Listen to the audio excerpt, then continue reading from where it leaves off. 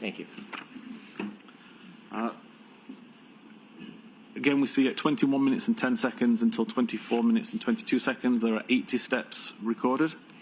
And again, if you compare this to the location data, we know that the device was in a vehicle at this time. Between 22 minutes and 14 seconds and 24 minutes and 37 seconds, we have 3 flight climb events that are aggregated into that time period. And again, the location data shows that the device was traveling in a vehicle at that time. Mr. Whiffin, you had showed us a slide of 2437 on January 29, 2022 in your PowerPoint presentation, noting at that time, 12/24/37, the phone in the car was still traveling at 1.4 miles per hour. Correct. This is about a second before it came to a stop. Can you conclude to a reasonable degree of scientific certainty that that period of 12/22/14 to 12/24/37, Mr. O'Keefe, or at least Mr. O'Keefe's cell phone, was still in that car? Yes, the location data shows it was in the car at the time, and my next few slides will demonstrate why that was still recording a flight climb event while it was in a vehicle. Thank you. At 31 minutes and 56 seconds until 32 minutes and 16 seconds, there were 36 steps recorded. And then there was no further health activity recorded on the device for several hours until 4 minutes after 6 a.m. When 432 steps were recorded between the time of 6:04 and 6:11. Let me ask you about that 12/31/56 to 12/32/16 time period. We can see larger ranges in the time period range. That is a smaller range comparatively. Yes. Okay. At 12/31/56, is that the beginning of the 36 steps? Essentially, yeah, it takes the timestamps from the cache encrypted C, looks at when the first step occurred, looks at when the last step occurred, and aggregates the times based on that. So 12/32/16 would be the last steps taken for that cell phone? Correct. And in between that time period, there's 36 steps. You shared earlier that it doesn't indicate the direction of the steps. Correct. Other than the movement that equates the steps, can it tell anything about what direction, the positioning, how the phone was moving? It can't, no. It's just purely registered what it thinks are 36 steps. Could it have been a straight line? It could have been a straight line. Could it have been somebody pacing? It could have been. Could it have been somebody moving and jumping? Yes. Jumping, if they were jumping forward, essentially. After 12/32/16, when this phone took its last steps, it never moved again? Objection, Your Honor. Form of the question sustained. After 12/32/16, when this phone took its last steps, did it move again until 6:04:01 a.m.? There were no more steps or flight climb or any other health activity recorded during that time. Do you know what triggered movement at 6:04:01 a.m. of Mr. O'Keefe's cell phone? I presume that the device was moving at that time, but I don't know the details of who. Objection, Your Honor. Move to strike. I'll strike it. Please continue. Okay. Regarding the flight climb events, looking at the cache encrypted C database, I was able to find more granular, accurate timestamps for these records. And I showed those timestamps on this map at the position that the device was, according to the location data at the time. So you're going back to earlier in the evening now, 12/22/14. Correct. To 12/24/37 when the phone stopped near the flagpole. Correct. Okay, thank you. So we have the first record at 22:17, a flight climb event was recorded. I've highlighted that was a red line, and that equates to the red line that shows underneath the timestamp where the location was, where the device was at that time. The second record is 22 minutes and 32 seconds, showed with a green line, which shows over here. And then finally, 24 minutes and 37 seconds after midnight, shows with an orange line down here outside 34 Fairview. I'd like to point out that health activity events are recorded upon the event completion. The device doesn't know that you're about to walk up some stairs. It doesn't know that you're halfway up some stairs. It has to wait until you've reached the top in order to detect that an altitude change has occurred. So that change only gets written to the database once the flight climb has ended. I tested approximately 8 different phones, different models, different versions of iOS, and found that on average, there was a time difference between 15 and 50 seconds between when I physically stopped walking up a flight of stairs and when the record was made. So it's just based on the time that the device takes to pull the altitude, detect that an altitude difference has occurred, and then write the data to the database. So then I took that average data between 15 and 50 seconds and plotted it onto this graph, which also plots the altitude of the device over time. So the red line here shows the time according to the cache encrypted C database where the first flight climb event was recorded at 22 minutes and 17 seconds.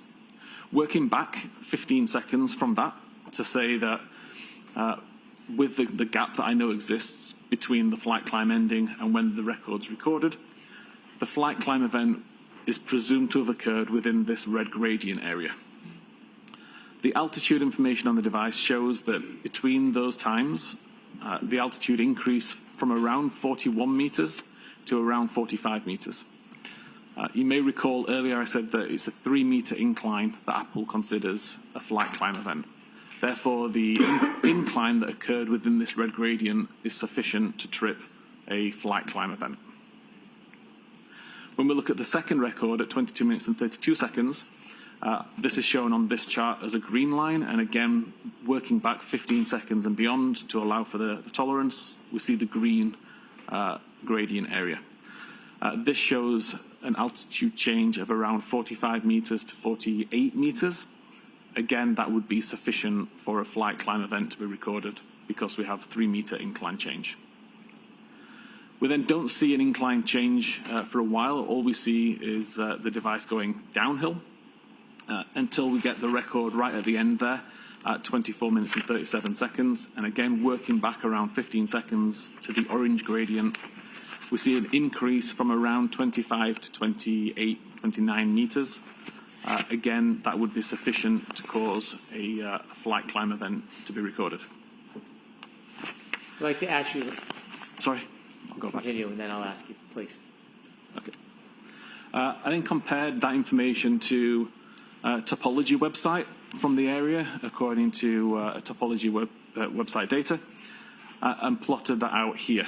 We see the red circle now is related to the first flight climb, the green circle to the second flight climb, and the orange circle to the third flight climb. The gradients that we see here are the same gradients that were shown on the previous graph. So the presumption is that within this red gradient is where the flight climb event occurred. Within the green gradient here is where the second flight climb event occurred, and within the orange gradient here is where the third flight climb event occurred.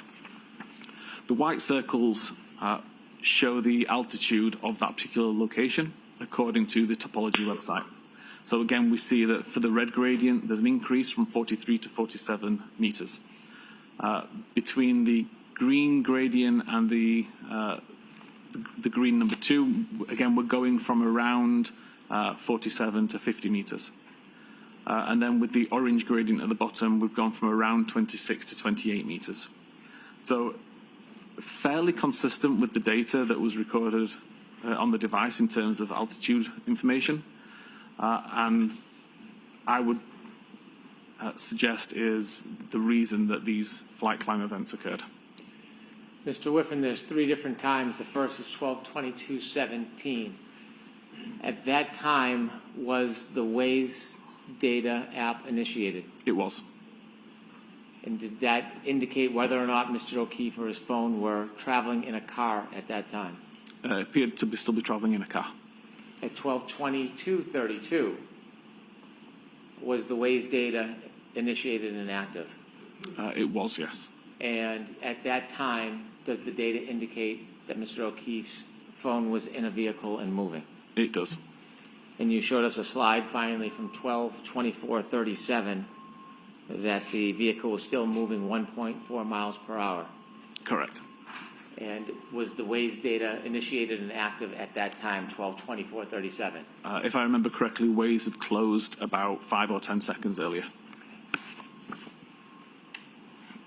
Now, based on your study of the Waze information, the location information, the topography, and the healthcare data, do you have an opinion to a reasonable degree of scientific certainty whether the indication on the healthcare data reflecting flights of stairs, do you have an opinion whether or not that was registered as a result of a person holding a phone, walking upstairs, or for some other reason?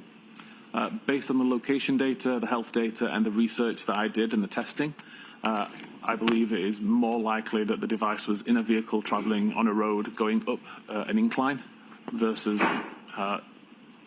the location data being incorrect and the person being walking up physical stairs. Thank you.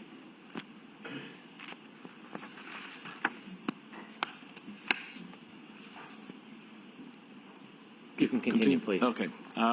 So I'll address the idea of 3 clocks, which I believe was brought up previously. Let me interrupt. Sorry.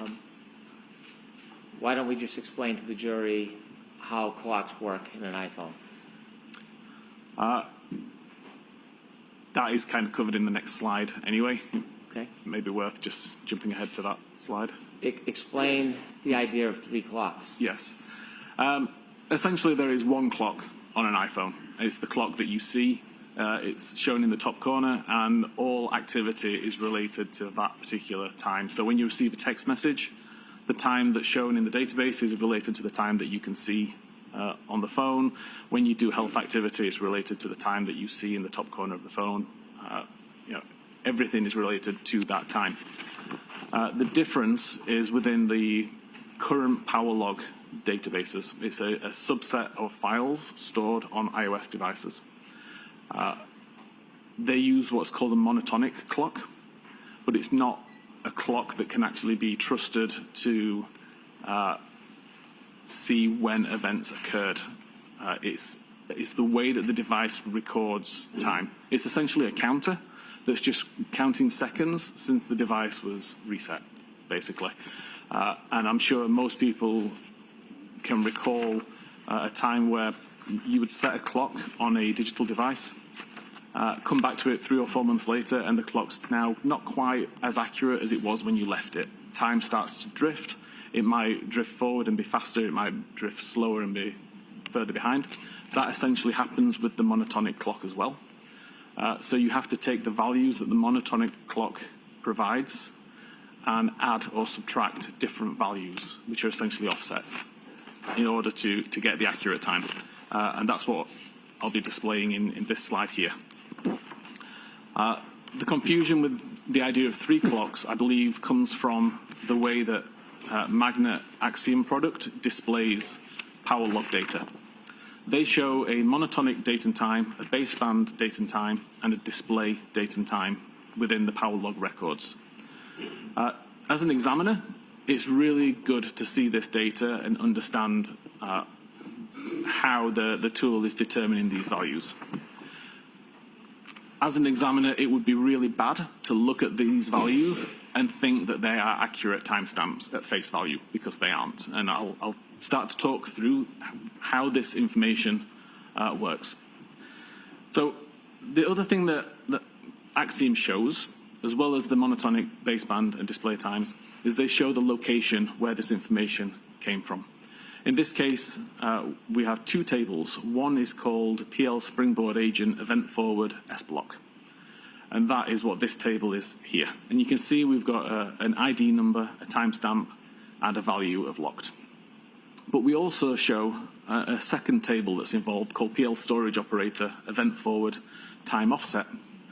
And that's this table at the bottom here. So again, we see there's an ID, a timestamp, baseband, kernel, and system values. These values all need to be read together in order to make sense of the data.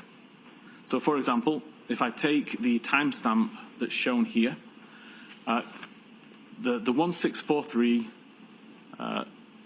33687 number, if you treat that as number of seconds since the 1st of January 1970, it's what we call a Unix epoch. That will get you the timestamp of 29th of January 2022 at midnight, 21 minutes and 27 seconds, once you account for the UTC -5 offset. And you'll see that that is the same timestamp that Axiom shows here as the monotonic time, 12:21:27. What we need to then do is take that monotonic time and add it to the baseband value that we see in the time offset table. So now we have a value of 1643.3687.14954, and we add -183 point whatever this number is here to get this value. If we treat this value as number of seconds since the 1st of January 1970, then we get a time of 18 minutes and 23 seconds past midnight on January 29th, which is also the time that we show here as the baseband time. Finally, we can take the monotonic time and add the minus 181 seconds shown in the system to get this value, which equates to 18 minutes and 25 seconds past midnight on the 29th of January, which is the same as the display time up here. So all this is essentially doing is saying that the counter that is built into the iPhone is registered the time of that we see in the top, the monotonic time. This is not necessarily the time that the event happened. You have to offset it with this value here in order to get the actual time that this happened. My own personal phone, when I was doing this testing, the time difference between the monotonic time and when something actually happened was over 2 weeks. There was a massive difference because my phone has been drifting so far since I originally bought and set up that phone. And again, when I was testing this, I can turn the flashlight on, turn the flashlight off. Both of those activities are recorded in the power log database. If I just look at the monotonic time, it's off by over 2 weeks. If I do this process to calculate the correct offset, it shows exactly when I turned that flashlight on and when I turned that flashlight off. The calculation is imperative. Without the calculation, these timestamps are irrelevant. And all Axiom is doing here is they're showing you the values that they use in order to calculate the final value. It doesn't mean that you can take the monotonic timestamp and read anything into it. It's completely irrelevant on its own. Is it necessary to understand this process in order to ensure the integrity of the time that you're offering to the jury so you understand whether it's accurate or not? It would be if we were discussing power log data. Power log data only really encompasses things like battery level, the time and date that it's plugged in, button presses, camera usage, things like that. It doesn't count for location data. It doesn't count for Apple Health data. They both work on the system time. And they both work on the same system time. So they're always going to be aligned. Do you have an opinion to a reasonable degree of scientific certainty as to the accuracy of the location data times and the accuracy of the health data times that you shared with us? They'd be consistent with each other. So to summarize that, there's only really one clock that's in use on an iPhone for recording. The only difference is the monotonic time, which is how power logs record information, but you need to offset the times to figure out when that activity actually happened. And that you only have to offset those times for power log data, not for health, not for location, not for messages or photographs or any other activity like that, purely power log data. Is there another subject that you looked at, that you analyzed in order to reach a conclusion about the time and location of John O'Keefe's cell phone over the night of January 29, 2022? Yes, the next one is battery temperature. Can you explain a little bit of background on this before you start the slides? So again, we have a temperature sensor built in within the phone, monitoring for if the battery temperature increases too high and becomes a danger, or if the temperature gets too low and becomes an issue. So it constantly monitors the temperature of the battery and records that information in the Knowledge C database. Did you look into the battery temperatures from before midnight and after midnight and do an analysis regarding the temperatures of that cell phone battery? I did, yes, throughout the evening of the 28th of January and then the morning of the 29th. Mr. Whiffin, that's going to be hard to read. Is there any way you can enlarge it? But apparently not like that. There we go. Thank you. So on the evening of the 28th, see an average temperature of around mid-80 degree Fahrenheit. I've got no understanding of where the device was at this time, whether it was in a pocket on a surface, whether it was in use or not. But I just wanted to get an average idea of temperatures of the device. By 13 minutes after midnight, we're still at 82 Fahrenheit. At 22 minutes after midnight, we know from the location data that the device was currently in a car, and we see the temperature has dropped to 77 Fahrenheit. By 37 minutes after midnight, we now know the device is already at Fairview. It's been at Fairview for approximately 12 minutes, and the temperature has continued to drop. It's now 72 Fahrenheit. Mr. Whiffin, if I can interrupt you. At 12:37, when the temperature drops to 72 degrees, is that before or after the healthcare data stops for that evening? That's after. Thank you. 45 minutes past, the temperature's dropped to 66 Fahrenheit. 53 minutes past, it's dropped to 61 Fahrenheit. 7 minutes after 1, it's dropped to 55 Fahrenheit. At 1:36, it's dropped to 50. And then we have a large gap in the data, with the next record being made at 6 minutes after 6 a.m., when the temperature is 43 Fahrenheit. Mr. Whiffin,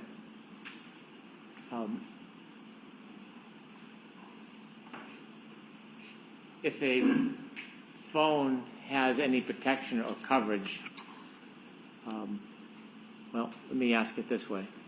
Do you know what, if anything, happened around 6:02, 6:03 to trigger that 6-degree drop in temperature? I don't know accurately, no. Okay. And then you're now at 6:14 and it's 37 degrees? Yeah, you're correct. This is the coldest temperature recorded. Do you know what, if anything, happened to that phone at 6:15:01? I don't know. Okay, please continue. And then, as of that point in time, from 6:35, we start to see an increase in temperature to 43 Fahrenheit. At 6:40, it's up to 50 Fahrenheit. At 6:48, up to 55 Fahrenheit.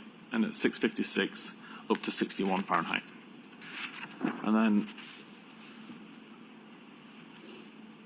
also plotted this out onto a graph just for visualization.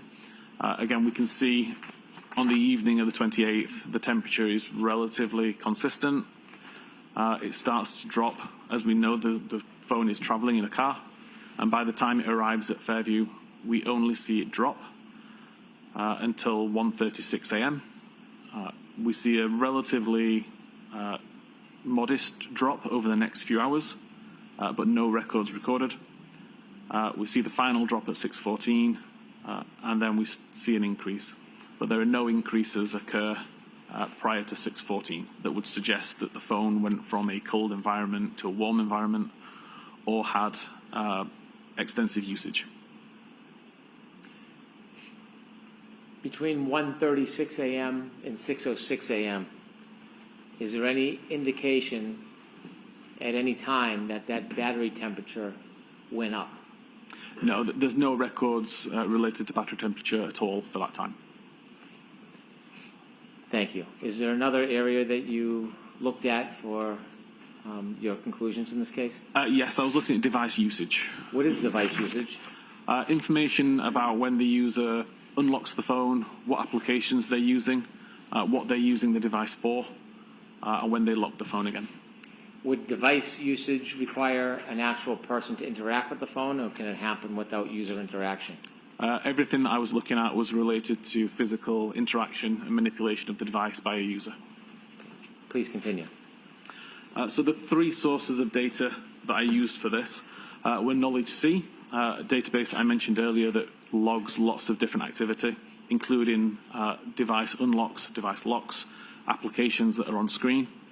The current power log, which I mentioned, which can track button presses. So specifically when the lock button is pressed and the times that I display have been offset appropriately. And unified logs, which is essentially a list of almost everything that's happening on that phone for a short amount of time. But it would be used, for example, if you had a problem with your device, took it back to Apple because it was crashing all the time, for, let's say, they could look at the unified logs and figure out, well, what's causing these crashes to occur. So really granular. We see that at 12 minutes and 52 seconds after midnight, the device is unlocked using biometric Face ID. The SMS application is on screen for about 5 seconds before it's closed, and then the user presses the lock button at the side of the device to lock the phone. At 13 minutes and 54 seconds, biometric Face ID is used again, and the SMS application is opened. And at 14 minutes and 29 seconds, the lock button is pressed again, causing the device to lock. 15 minutes and 46 seconds, the device is unlocked using Face ID. The SMS application is already on screen because that's the application that was on screen when the device was locked. And the device is locked again at 16:03. At 17 minutes and 59 seconds, the device is unlocked again using Face ID. The SMS application is still on screen from before, and at 18 minutes and 12 seconds, the lock button is pressed, causing the device to lock. At 18 minutes and 25 seconds, the device is unlocked using Face ID. The SMS application is already on screen from the previous usage, and at 18:31, the SMS application is closed. At 18:34, the phone application is opened by the user actively pressing on the phone icon on the home screen. At 18:36, they're now in a call, and this causes a different screen on the phone. And at 19:23, that phone call ends. At 19:29, the Waze application is opened by the user pressing on the icon on the home screen. And that's open for approximately 5 minutes, closing at 24 minutes and 26 seconds. 2 seconds later, at 24 minutes and 28 seconds, the device is locked by the user pressing the lock button on the side of the phone. At 24 minutes and 59 seconds, the device is unlocked using Face ID. The SMS application is opened using the icon on the home screen. And at 25 minutes and 9 seconds, the lock button is pressed by the user to lock the device. At 27 minutes and 45 seconds, the device is unlocked using Face ID. The SMS application is already on screen, and at 27 minutes and 50 seconds, the device is locked using the lock button. 29 minutes and 52 seconds, device is unlocked using Face ID. SMS application is already on screen from the previous usage, and at 29 minutes and 53 seconds, the lock button is pressed to lock the device. 32 minutes and 4 seconds, the device is unlocked using Face ID. SMS application is already on screen from the previous use, and at 32 minutes and 9 seconds, the lock button is pressed by the user. And that is the final interaction with the device. It's the final unlock of the device using Face ID, and it's the final logged button press on the device as well to lock the device. So the final interaction with John O'Keefe's cell phone that night? Correct, up until 6:15 a.m. In 12:32:09 was the last time before the phone moved again the next morning? Correct. Is there one more area that you engaged in analyzing to help reach your conclusions in this case? There is. During my time looking at the unified logs that were mentioned, I found a record that appeared like it could be interesting that was called Doppler. this was the pocket state that I think I mentioned earlier, and it detects when the user takes the phone out of a pocket, or at least removes the item that's blocking the camera. There were hundreds of thousands of records within the unified logs that I was able to filter down to just the Doppler records and to filter and aggregate down into a more digestible number, which is what's shown here. So again, whenever the device receives a phone call, or whenever the device is picked up in a particular way, the camera activates and it actively looks for a face. If it finds that the camera is blocked, it records the fact that it's in a pocket state.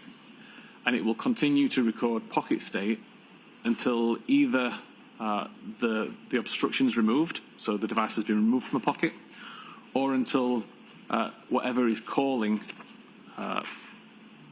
for the Doppler check to be completed. So, for example, if I make a phone call, it will continue to check and look for a face up until the phone call ends, or the ringing ends.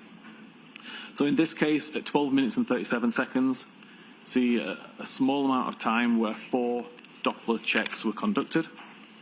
And that ended at 12 minutes 37 seconds with a pocket state cleared event. At 12 minutes and 39 seconds, there was a 7.5 second period where 108 Doppler checks were conducted. Again, that ended with a pocket state cleared event at 12 minutes and 46 seconds. At 25 minutes and 8 seconds, there was a single Doppler check that resulted in a pocket state. And at 29 minutes and 37 seconds, for 5.5 seconds roughly, there were 97 Doppler checks. The 97th check resulted in a pocket state cleared event at 29 minutes and 42 seconds. At 31 minutes and 52 seconds past midnight, there was an 11-second period where 155 Doppler checks were made. The 155th Doppler check resulted in a pocket cleared event at 32 minutes and 3 seconds. At 33 minutes and 14 seconds was the start of a 5-hour and 20-minute period where 26,500 Doppler checks were conducted. Every one of those checks came back to say that it was in a pocket state. There was never a pocket state cleared event during that time. At 2 minutes after 6 a.m. And 41 seconds, there was a 12-minute period and 20 second where 417 Doppler checks were conducted. The 417th Doppler check showed a pocket state cleared event at 6:15:01. Mr. Whiffin, as a result of your analysis of John O'Keefe's cell phone, considering the location data, including Waze data, and considering the healthcare data, the pocket state information, the battery temperature, did you have an opportunity to create a timeline putting all of these different important pieces of data together so you could show them to the jury in chronological order? I did, yes. Would you share with us now your timeline and explain it for us? Of course. So again, this combines all of the information from the previous slides, just showing it all within a timelined view. So at 18 minutes and 25 seconds, the device is unlocked using Face ID. We see the SMS application is in use. For around 11 seconds, a phone call is made from John to Jennifer McCabe. Phone call lasts 36 seconds, starting at 18 minutes and 47 seconds. That call ends at 19 minutes and 23 seconds, and the mobile phone application is closed at 19 minutes and 24 seconds. At 19 minutes and 29 seconds, the Waze application is loaded on screen. And at 20 minutes and 49 seconds, which is what this location on the side relates to, we see an incoming message from Brian Higgins saying, "You coming here?" At 22 minutes and 14 seconds, this is the start of the 3 flight climb events as the device is driving along Oakdale Road, I believe that one is. At 24 minutes and 26 seconds is when the Waze application is closed and the device is locked via the lock button at 24 minutes and 28 seconds. At 24 minutes and 37 seconds, the three flight climb events comes to an end. And at 24 minutes and 38 seconds is the first record that shows a speed of 0 meters per second.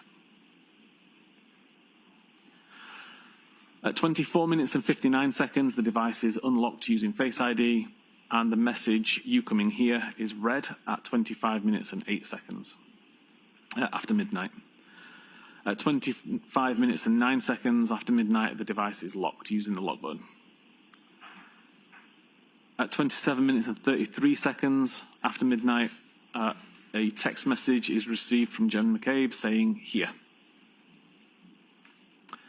At 27 minutes and 45 seconds after midnight, the device is unlocked using Face ID, and the "Here" message that was just received is read at 27 minutes and 48 seconds.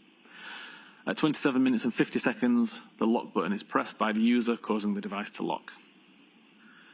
At 29 minutes and 37 seconds, we start to get some Doppler checks, and at 29 minutes and 42 seconds, the pocket state cleared event is written.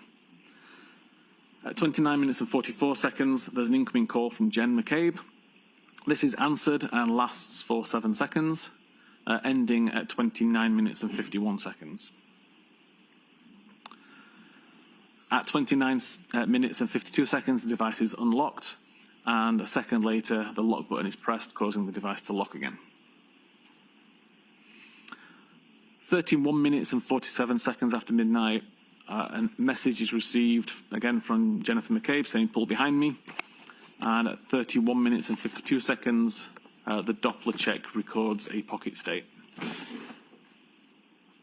At 31 minutes and 56 seconds, we start the health event that shows 36 steps were taken. And at 32 minutes and 3 seconds, there's a pocket state cleared event. At 32 minutes and 4 seconds, the device unlocks with Face ID. And again, I'll point out that makes perfect sense if the Doppler state clears, because it's no longer within a pocket, and then it unlocks a second later.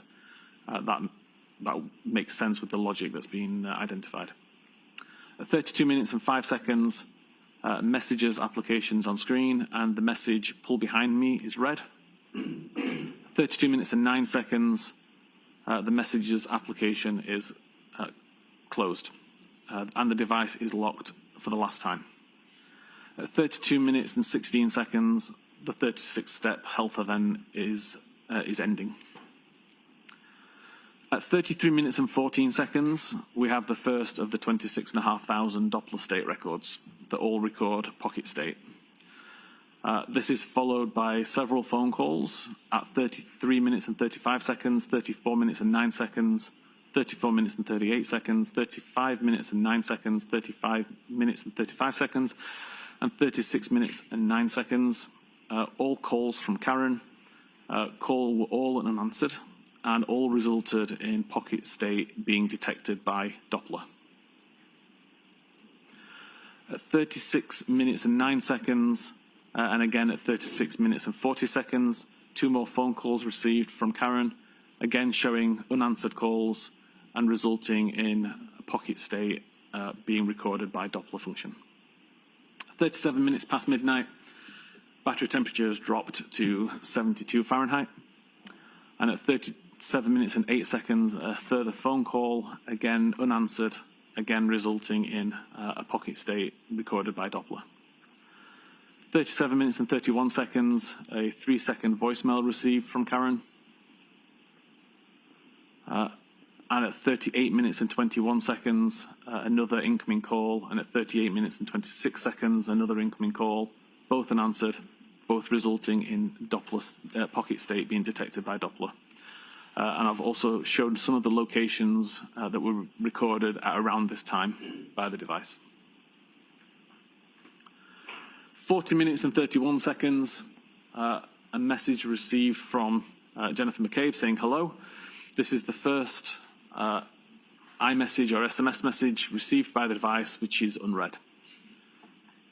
This is followed up 2 minutes later, at 42 minutes and 9 seconds, by another message from Jennifer McCabe saying, "Where are you?" And at 42 minutes and 35 seconds, there's a 40-second voicemail received from Karen. 43 minutes past midnight, the battery temperature has now dropped to 66 degrees Fahrenheit.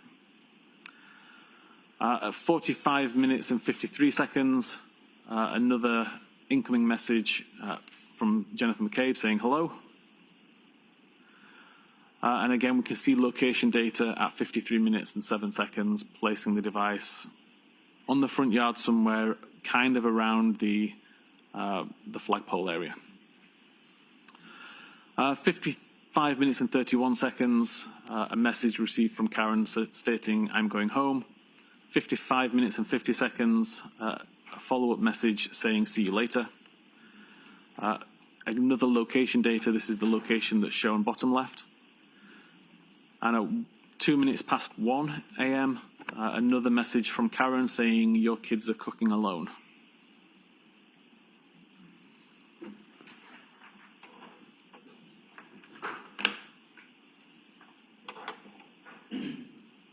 Mr. Whiffin, based on your analysis of John O'Keefe's cell phone, keeping in mind some of the data points you shared with us, that wave was initiated around 12:19,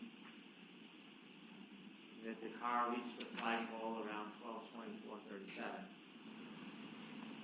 that the only health data during that later time near 12:30 was from 12:31:56 to 12:32:16, that the last interaction was at 12:32:09, followed by an overnight pocket state, and an increased reduction in... Objection, Your Honor. So I need to hear the question first. including a increased reduction in the battery temperature. Do you have an opinion, to a reasonable degree of scientific certainty, that after that phone stopped in the car at the flagpole area of 34 Fairview, whether or not that cell phone remained near the flagpole the entire night until after 6 a.m. the next morning? Objection, Your Honor. I'm going to allow it. The location data that shows accurate tends to show around the flagpole area. There's no further health data other than 36 steps that were taken that suggest that it moved after 32 minutes and 16 seconds after midnight. The battery temperature data never indicates that the device went from a cold environment to a warm environment, which I would expect to see if the device went inside a building. And the Doppler state information suggests that the camera was blocked for at least the majority of the 5-hour period, with no records showing that the camera was unblocked during that time, which would typically happen if you were to pick a camera up and move it around.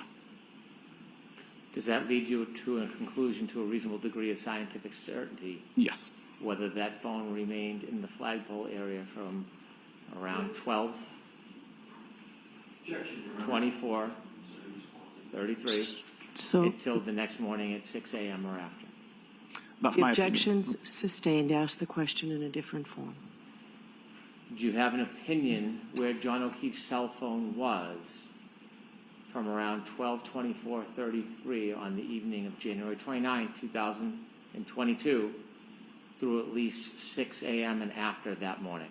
Yes. Based on the totality of all of the information that we've described, my opinion is that the device never moved far away from the flagpole.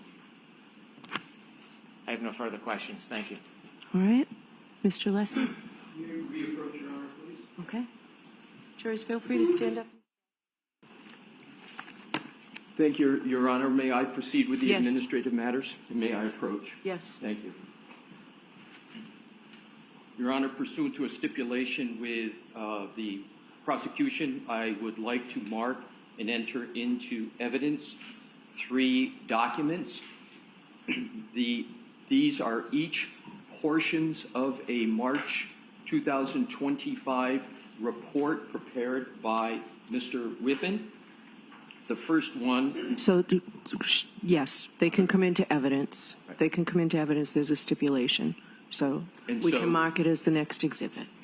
if we could, that's page 29 for the next exhibit. You want them marked separately? Separately, please. Exhibit 40.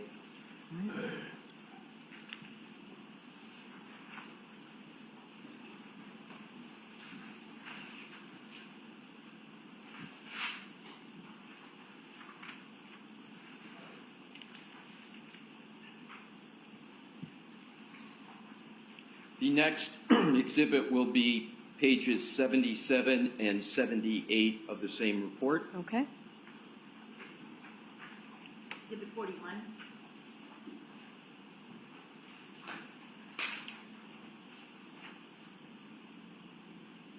The third and last is page 43, and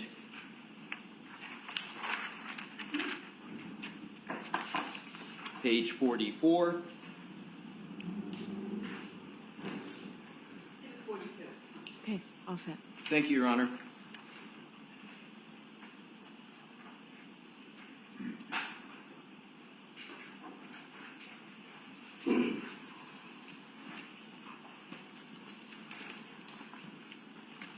May I, Your Honor? Yes, please. Good afternoon, Mr. Whiffin. I don't believe we've had the pleasure of meeting. Good afternoon. Cell phone data, when correct and when correctly analyzed, can help tell a story of what may have happened under various circumstances, correct? Correct. And in cases like this, literally seconds on cell phone data can be significant, correct? Correct. What I'd like to do is to go back to your PowerPoint presentation and specifically go to the timeline that you had gone through with Mr. Brennan, and rather than repeating everything, there'll be select aspects of the timeline I'm going to reference, and with the court's permission, we will put the timeline back on that's already in evidence. Okay? Thank you. So what I'd like to do is to start with page 70, which we have as 78 of the deck. If you could, Mr. Wolf, go to that.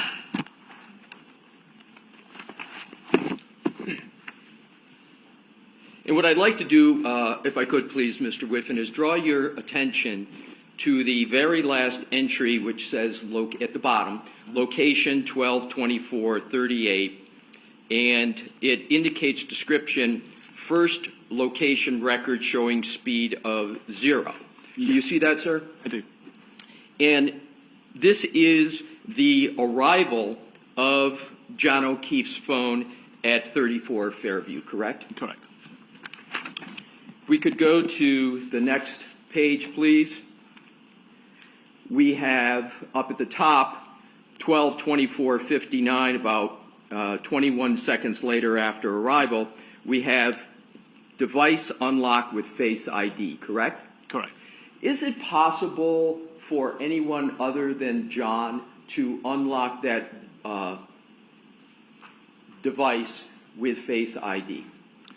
If a secondary user was set up, Do you have any indication that a second user was set up on John's mobile phone? I never looked at that. I'm sorry. I never looked to see if a secondary user was set up. In terms of the next entry, 12:25:08, it says, read message, you coming here? With 3 question marks. What I'd like to do, because you did not note who that was from, but I want to go back a few slides so we can identify who that message was from. We could go back to 76, please, Mr. Wolf. Yes. So in the last line there, message reading left to right 12:20:49, it says message received from someone listed in context as Brian Higgins. Do you see that? Correct. So if we could go back to slide 80, excuse me, if we could go back to slide 79, that phone reading the message, you coming here, is reading the message from Brian Higgins, correct? Correct. But you didn't note that in the timeline that was from Brian Higgins, correct? No, I was just highlighting the fact that a message was read and that the contents of the message were you coming here. But you didn't note in this entry, when it was read by John, that message was from Brian Higgins, correct? Correct. Now, the next entry, lock, again, I'm always going to be reading left to right unless otherwise indicated, sir, is a time of 12:25:09. And it says, device locked with lock button. Yes, You see that, sir? I do. That requires human volitional conduct. In other words, someone has to actually manipulate their phone and hit it, right? Correct. Now, at this particular point, isn't it correct that in your report that you mentioned in your March 2025 report, that you had more of a description of what was happening at this time with the phone, namely, device bearing shifts to a westerly direction as location records also show the device moving west from the roadside towards the house. Isn't that what you had in your report? Yes, and that's covered in the location section of this report, the PowerPoint. So there is no statement in this timeline under any type where you had concluded that at this time the record showed that the device was moving west from the roadside towards the house, correct?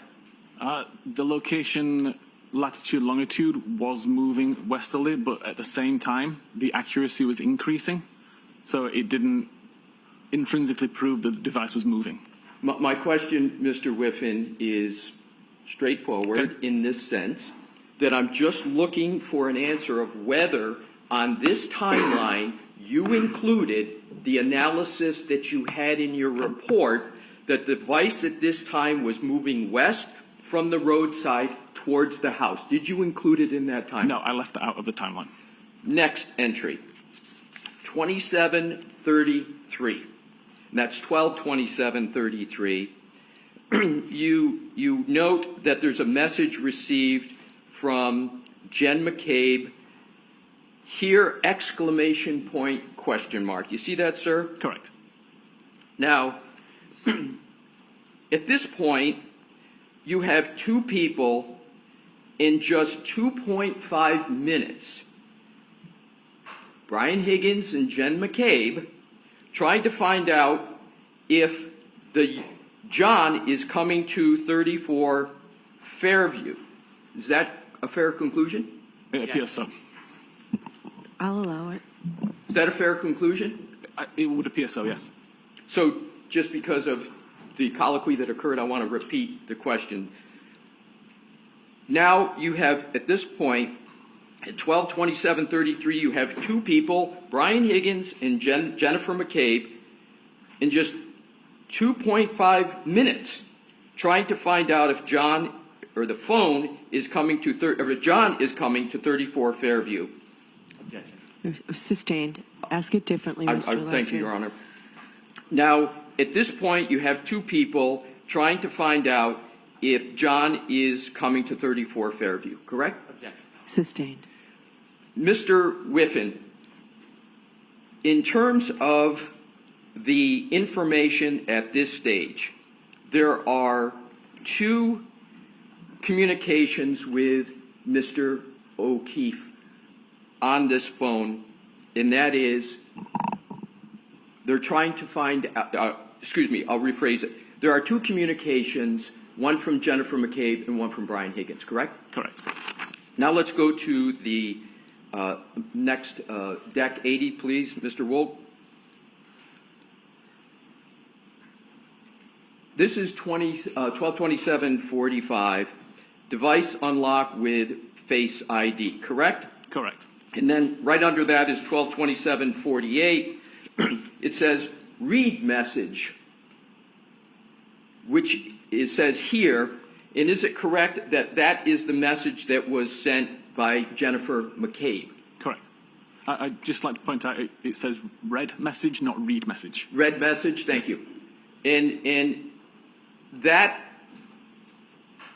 the fact that Jen McCabe sent that message and that it was read was not indicated in your timeline at this point, correct?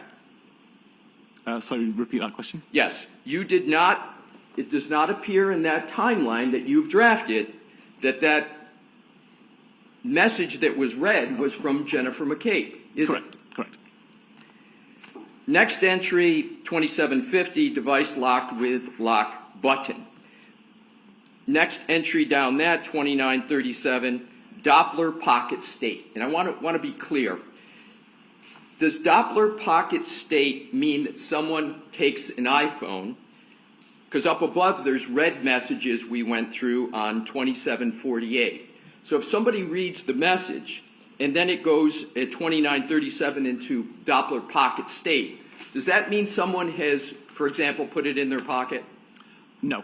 What does it mean that's a pocket state? So the only times that I was able to cause a pocket state to be recorded is when the camera was blocked and when the device received a phone call or was picked up in a particular way so that the device thinks that you're about to try to use it. If the camera is not blocked from the outset, then nothing's recorded at all. And in order to get the pocket state cleared, the camera must be blocked to begin with.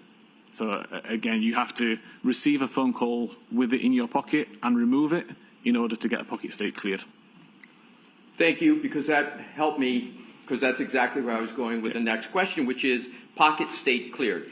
What did you conclude from 2937 to 2942 that it was in pocket state and then pocket state cleared?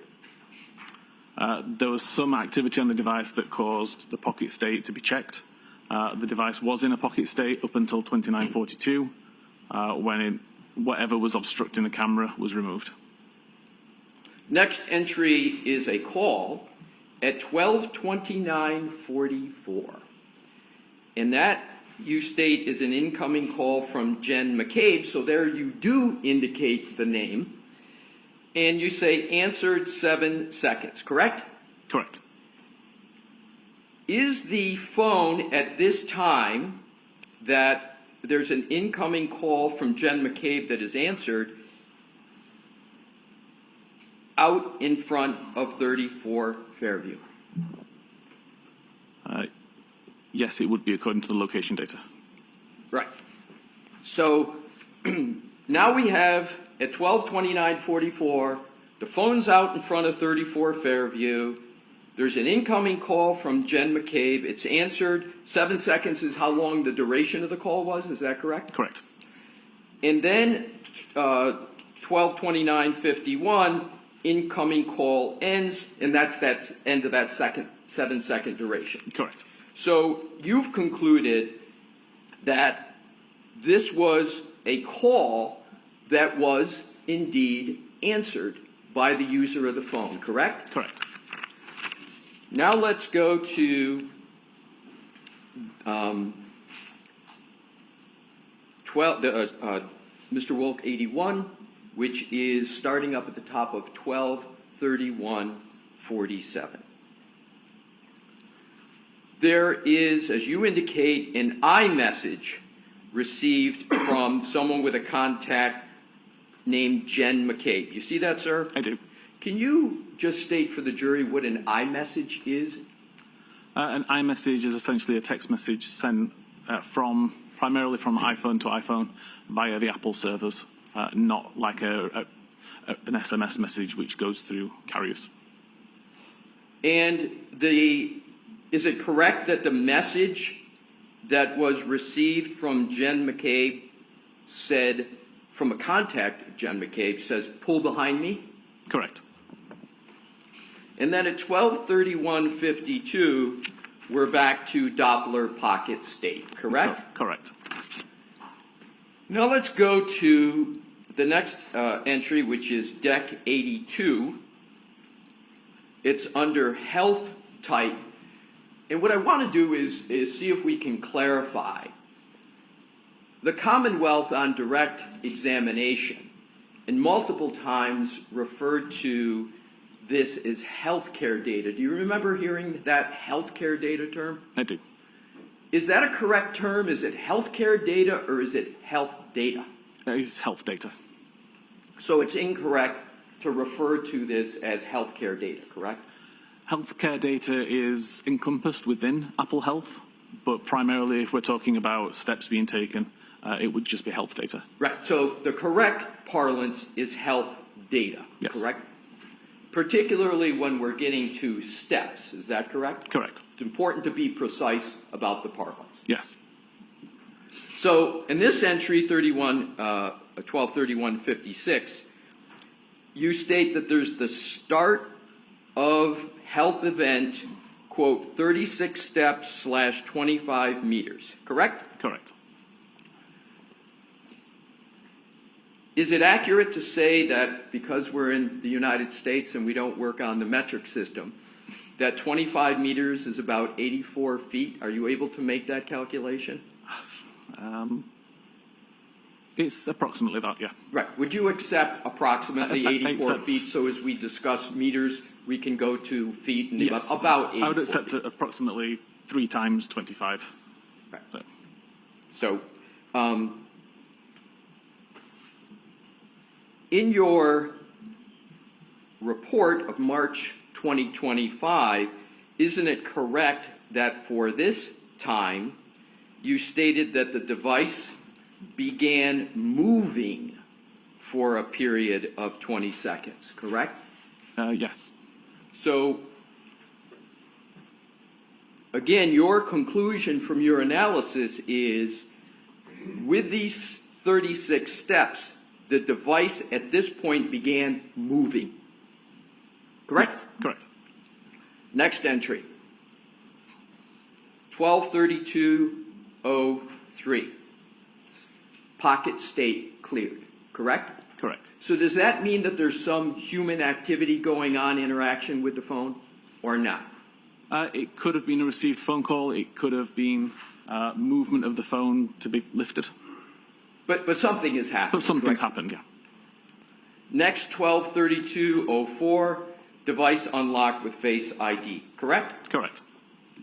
And then at 12:32:05, it states application focus messages. Yes. Can you clarify what that means in terms of what is happening with the phone for the jury? Yep.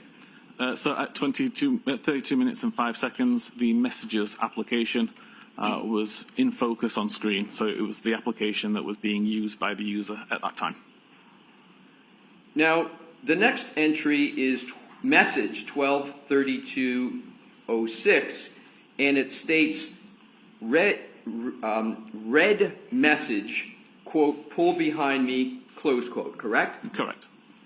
Now, you don't indicate who that message is from in your timeline, but that's the message that was sent by Jennifer McCabe at 12:31:47, correct? Correct.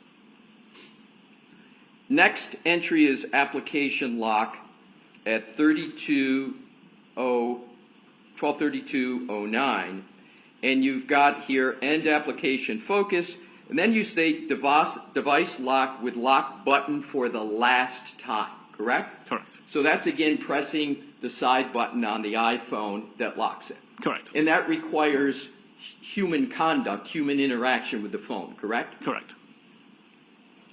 And then the next entry under health data at 12:32:16, that is 7 seconds after the lock. It's the end of the health event of 36 steps, 25 meters, and as we agreed, approximately 84 feet, correct? Correct. So, in terms of the steps,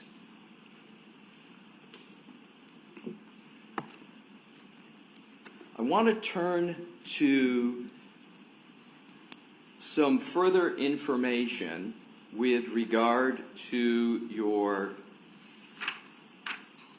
previous, the report that you mentioned on direct, which is the March 2025 report. Your Honor indicated a time for the break, and I'm going to go into a little bit of different area. Would you like me to keep continuing? All right, Mr. Leslie. Folks, we'll stop. Turn on lights, please. Mr. Whiffin, we need you back here tomorrow. All right. Jurors, we're going to recess for the day. Please do not discuss this case with anyone. Don't do any independent research or investigation into the case. If you happen to see, hear, or read anything about the case, please disregard it and let us know. And please be very careful with your social media use. All right? We'll see you tomorrow morning. President, jury, right this way. Give your notebooks on the I'll see counsel at sidebar. Morning. So you're still under oath. Thank you. All right, Mr. Leslie, you all set? Thank you, Your Honor.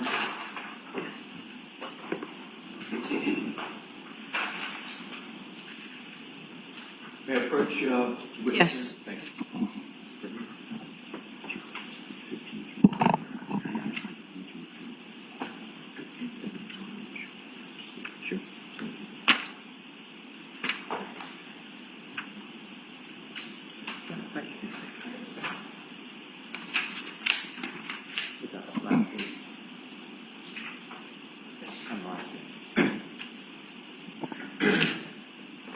Your Honor, if I may address the court. Okay.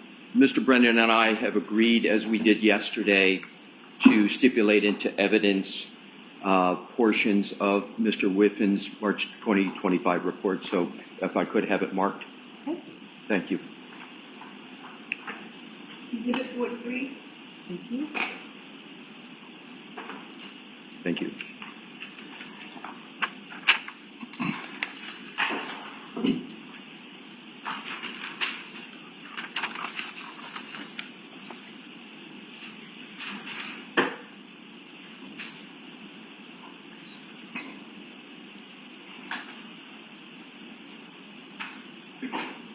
May I, Your Honor? Yes. Thank you. Morning, Mr. Whiffin, Good morning. and welcome back. Thank you.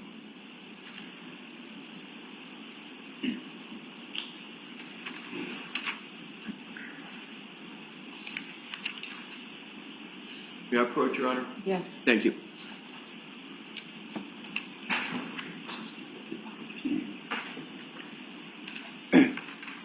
Thank you. Mr. Whiffin, I just handed you, which is in evidence as Exhibit 43, and this is a portion of your March 2025 report. If you could just take a moment to look at it, and when you've had a fair opportunity to do that, I'd ask you to turn to page 28. Okay.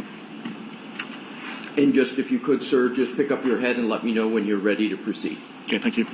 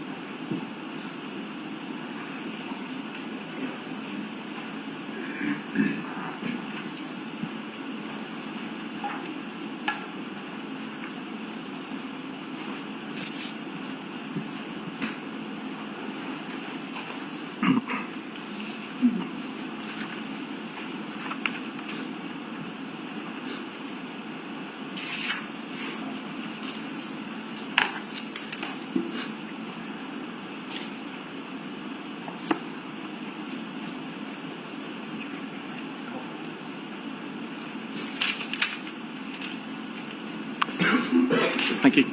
You ready, Mr. Whiffin? I am. Thank you. So what I'd like to do is to, with Your Honor's permission, is to publish pages 28, 29, and 30 and start with page 28. Okay. Thank you, Your Honor. Mr. Wolf?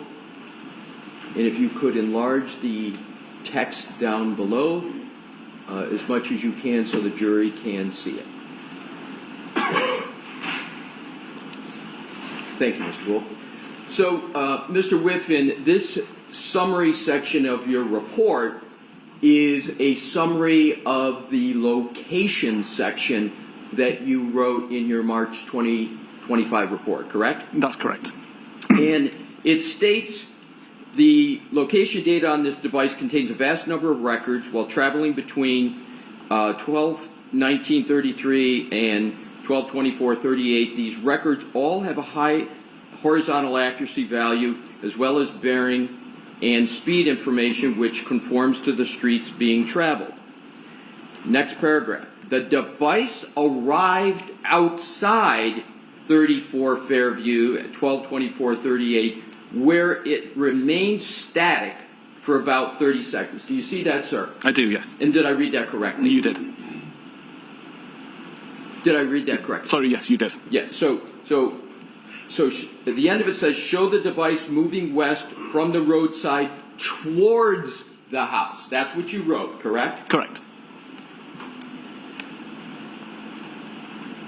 I would like you to, Mr. Wilk, if we could switch back to the timeline of Mr. Whiffin that we had published yesterday in Deck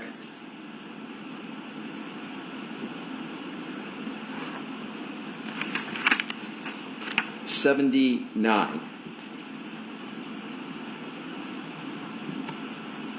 Mr. Whiffin, if you could please, we just read that portion of your report that says at 25:30 the device bearing shifts to a westerly direction as location records also show the device moving west from the roadside towards the house. Did you put that in your timeline? I did not. It's kind of important information, isn't it?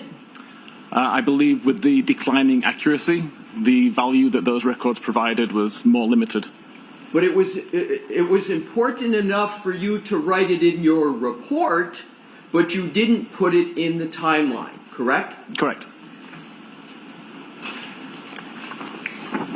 Now if you could continue on your report, page 29, Mr. Wolk, if we could put, and we're going to be flipping back and forth between the timeline in your report. Okay.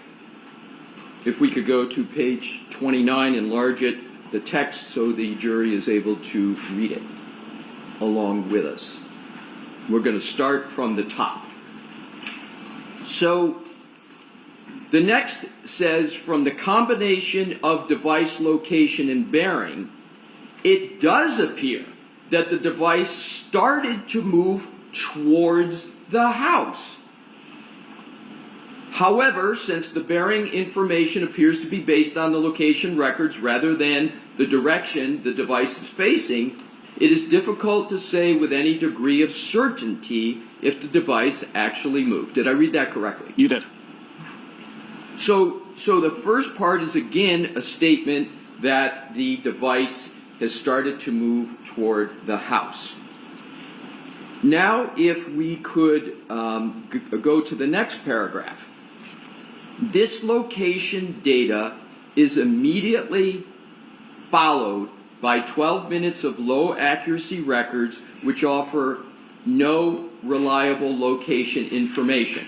So I just want to make sure I've got the time period here right. The 12 minutes is from 12:25, correct? Yes. And that's so correct. 12:25 plus 12 is 12:37. So the range we're talking about here is from 12:25 through 12:37, correct? Correct.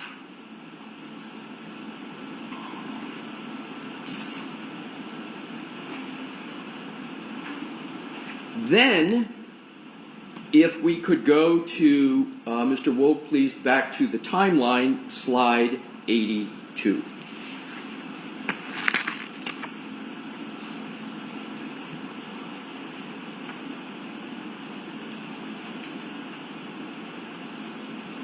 So I want to discuss with you the very top entry, Health 123156, where you have the entry, start of health event, 36 steps, 25 meters, and yesterday we agreed 25 meters is approximately 84 feet, correct? Correct. And that is what you have in the timeline. Let's understand what that means. At that time period, 12/31/56, do you recall writing in your March 2025 report that the device began moving for a period of 20 seconds? Related to the location data, I believe. Yes. Yes.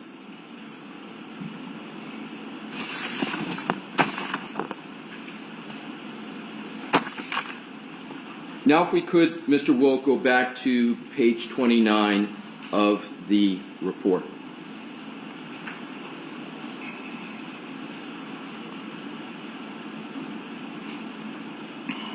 So what I want to do is go back to that paragraph up at the top from the combination of the device. From the combination of device location and bearing, it does appear that the device started to move toward the house. However, since the bearing information appears based on the location records rather than the direction the device is facing, it is difficult to say with any degree of certainty if the device actually moved. So you're talking about difficulty saying with certainty, correct? Correct.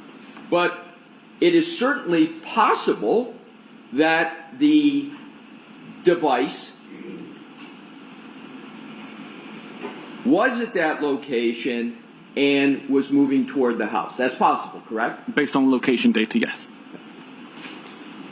Now what I'd like to do, please, is to go stay on that report, and the third paragraph says, the reason for such low accuracy location data at this time is not known, as there are many possible reasons why the accuracy be reduced. There's a little grammar issue there, but Correct. In fairness to you, sir, we do that when we write long reports. But I think that your intention here is, why the accuracy is reduced at this point, yes. correct? Correct. Thank you.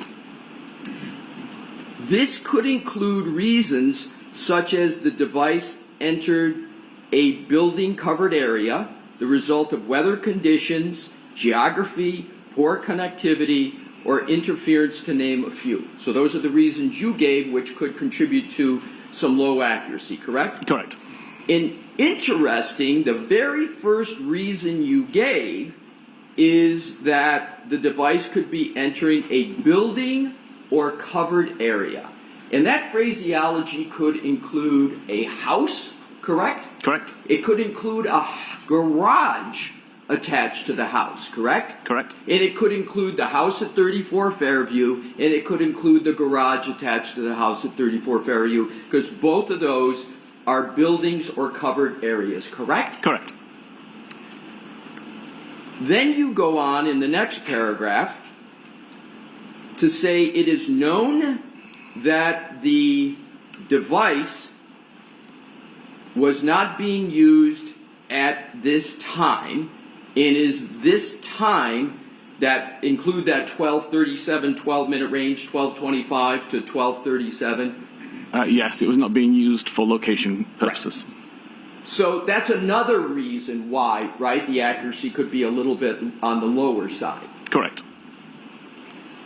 Now, the next paragraph says, at 12:38:13, when the device begins recording higher, and that's relative to what it was recording before. It's not that it's high, but it's higher than what it was just moments before. Correct. The data centers on a location slightly closer to the house than the roadside. Although several records show the same center coordinate with differing accuracy radii. Some of these location records are shown in the map below in white. So let's go down and look at what you had in your report for the area in white. In the area in white that you're referring to, there are two white circles, the largest one there. This, in fact, was a depiction that you included in your report on page 29, correct? Correct. Interesting and notable, you did not include that depiction in your timeline that you discussed with the jury yesterday, did you? I did not know. But it was important enough for you to put that depiction in your report, correct? Correct. And notably, the larger white circle covers a substantial amount of the house at 34 Fairview, correct? Correct. So, given your testimony on direct yesterday with Attorney Brennan, the phone of John O'Keefe, according to this depiction, could be anywhere within the largest white circle, correct? Correct.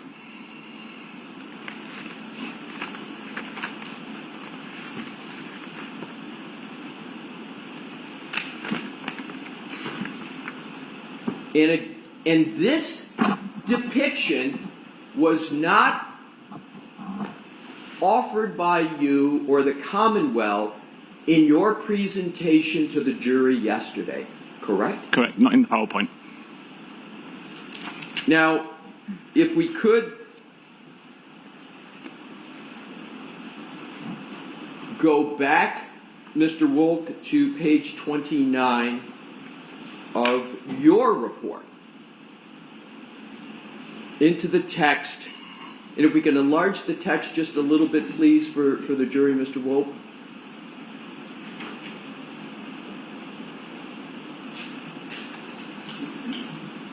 So, the paragraph that begins with at 12:38:13, when the device begins recording higher accuracy information. Again, the data centers on a location slightly closer to the house than the roadside, although several records show the same center coordinate with differing accuracy radii.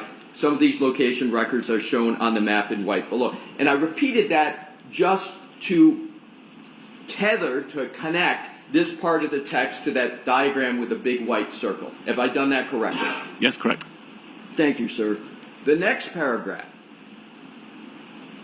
Over the next few hours, the GPS coordinate and the associated accuracy radius jumps around numerous times between the house and the road.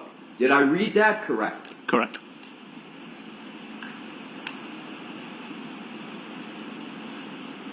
And therefore, over the next few hours, according to your report, the phone of John O'Keefe could be in the house, correct? Based on the low accuracy information, yes. The answer is yes. Yes. The next paragraph. Well, we'll stop there for a moment, and I would like to, Mr. Will, go down, scroll please, to that diagram that's right below that text again.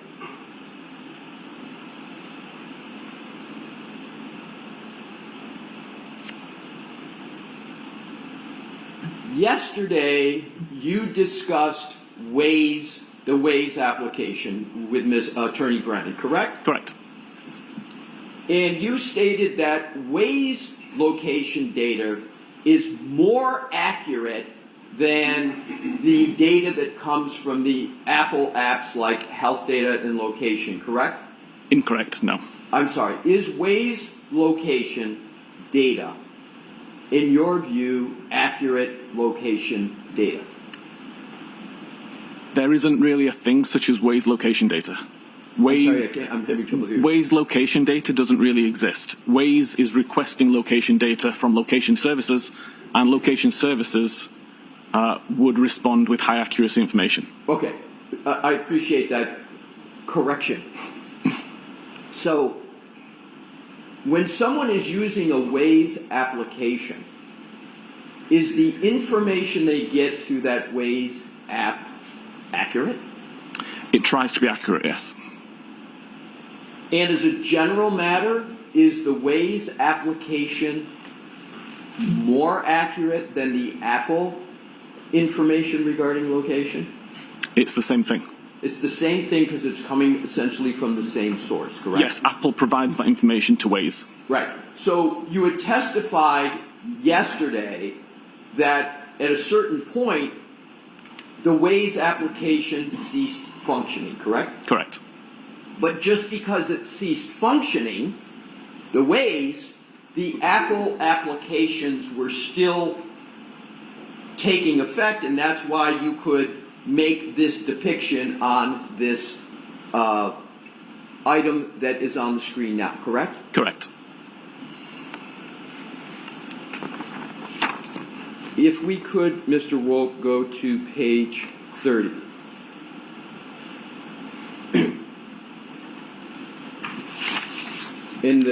What I'd like to highlight, please, is the text. So if we can enlarge it up at the top.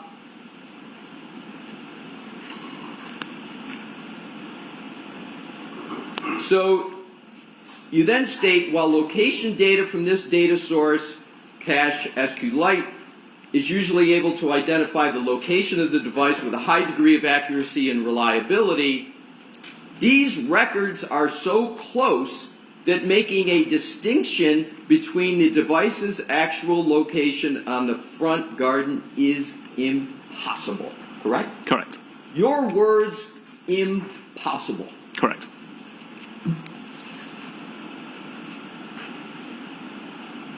Did you provide any of the information in that paragraph in your timeline or to the jury in your direct testimony yesterday? Not in the PowerPoint, no. Next paragraph. If the location records are limited to just the records between 00:25, which is 12:25, and 6 a.m. and with an accuracy radius of 10 meters or less, there are 46 records, all of which fall within the red circle shown below. Go ahead, Mr. Wolk, if you could scroll down. And that is the only depiction there that you included in your timeline yesterday, correct? Correct. So you took one of two depictions in your summary of the location, this one, in terms of your timeline presentation, correct? Correct. Now, in terms of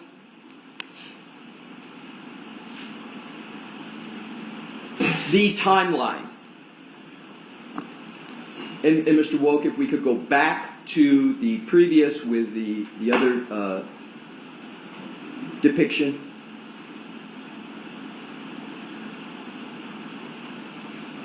It's on page 29. If we could enlarge that depiction, please. So, you testified that the flagpole and the fire hydrant are more down toward the small black circle. Is that correct? That's my understanding, yes. And yesterday, you rendered an opinion that you believed that the phone was mostly in the location by the flagpole in the fire hydrant, correct? Objection. I'm going to see counsel at sidebar for a minute, please. May I, Your Honor? Yes. Thank you. If we could dim the lights again, please. Thank you. So, if we can enlarge that depiction. So, yesterday, Mr. Whiffin, you focused your testimony and your opinions on the smaller black circle, correct? Correct. And you didn't discuss at all or disclose at all this depiction, and therefore didn't discuss or disclose at all the larger white circle, correct?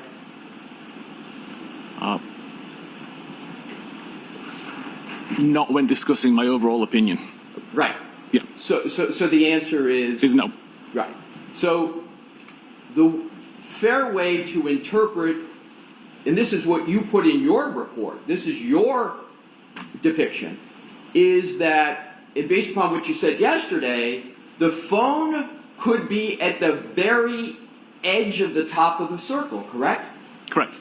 And the phone could also be at any point, so you can, in theory, put a phone anywhere around the very edges of that entire circle, correct?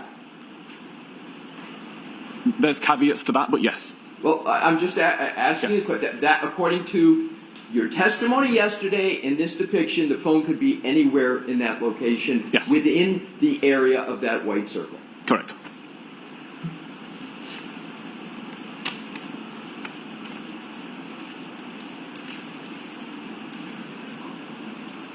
I would like to now go back to the timeline, Mr. Wolf, where we had left off, which is slide 82.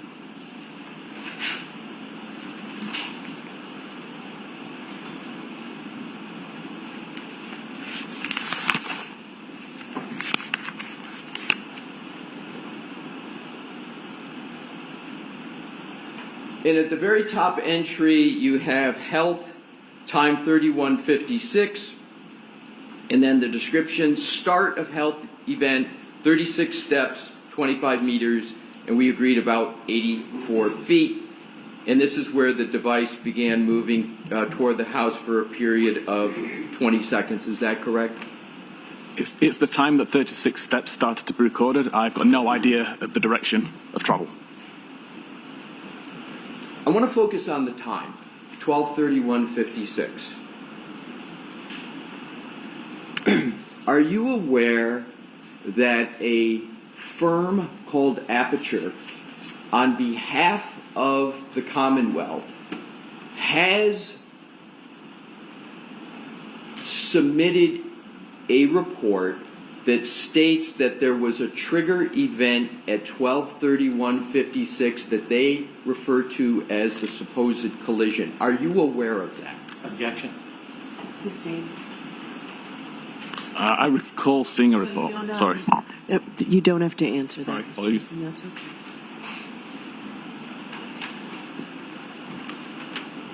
Mr. Whiffin, are you familiar with a firm called Aperture? I'm vaguely aware of them. I've heard of them once. Are you familiar with a person by the name of Dr. Judson Welcher? I'm not, no. But you're familiar with the firm Aperture. I am. And do you know that the Aperture firm is working on this case? That's the only reason I'm aware of this company. Right. And do you know that the Aperture firm has used your data in your report? Do you know that? I believe I saw something about that. Do you believe you saw something, or do you know that they've used your data for a report in this matter? I recall seeing a report. I don't recall whether it was my data that was being referenced. Do you recall seeing a report from Aperture? I do. So you reviewed a report from Aperture. Several months ago, yes. And did you read the whole report? It was a PowerPoint presentation, I believe. Yes. Yes, I reviewed it. And you recall reading that entire PowerPoint presentation? I don't recall what it said, but I remember reading through it. Fair enough. Do you remember, as you sit here today, reading about a trigger of a number 1162-2? Do you recall reading that?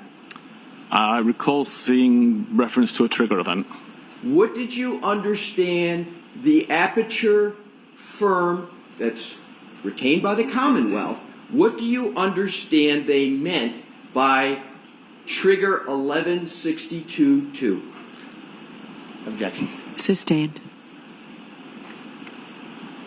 Do you recall the specific slide that discussed a trigger? Objection. Do you recall that, Mr. Whiffin? Very vaguely. Would it help your recollection if I showed you a slide from that report that you said you reviewed to refresh your recollection? Objection. All right, so why don't I see counsel at sidebar? Bring that with you, Mr. Alessi, please.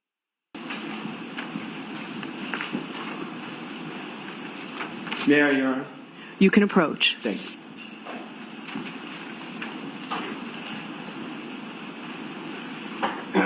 Mr. Whiffin, I'm handing you this.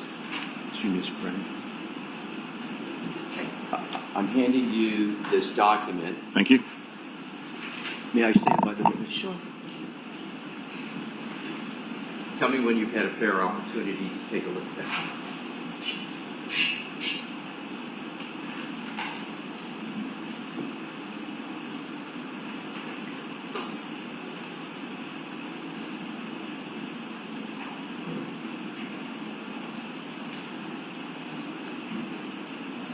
Okay. Thank you.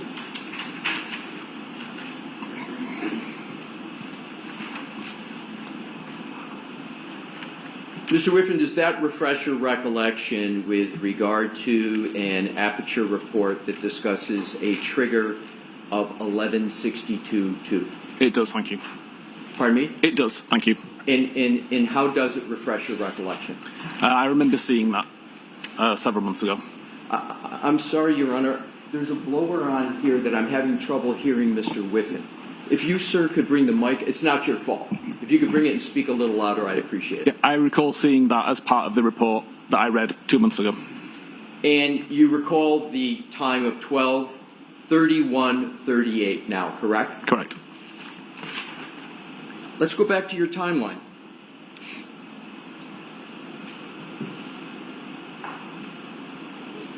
'82. So you just spoke about a trigger 1162-2 associated with a time of 12:31:38, and we are now at the timeline of 12:31:56, correct? Objection. Sustained. We are now going back to the timeline, deck 82, and you see up at the top where it says health 31:56. You see that, sir? I do. And then it says start of health event 36 steps, 25 meters, which we have said is 84 feet or so. And this is when the device begins moving, correct? Correct. And that is after the trigger of 1162-2, correct? Objection. Sustained. Let's go to the next entry on the timeline, which is 1232:03. You see that? That's Doppler. I do. And then you state pocket state cleared. Is the phone at that time in a pocket? It's impossible for me to say. I can say that the camera was blocked, but I don't know what was blocking it.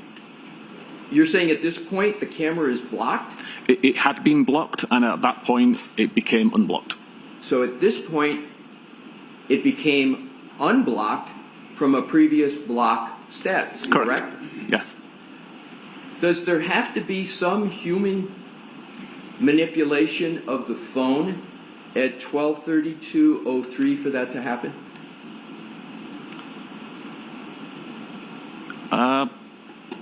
Technically not.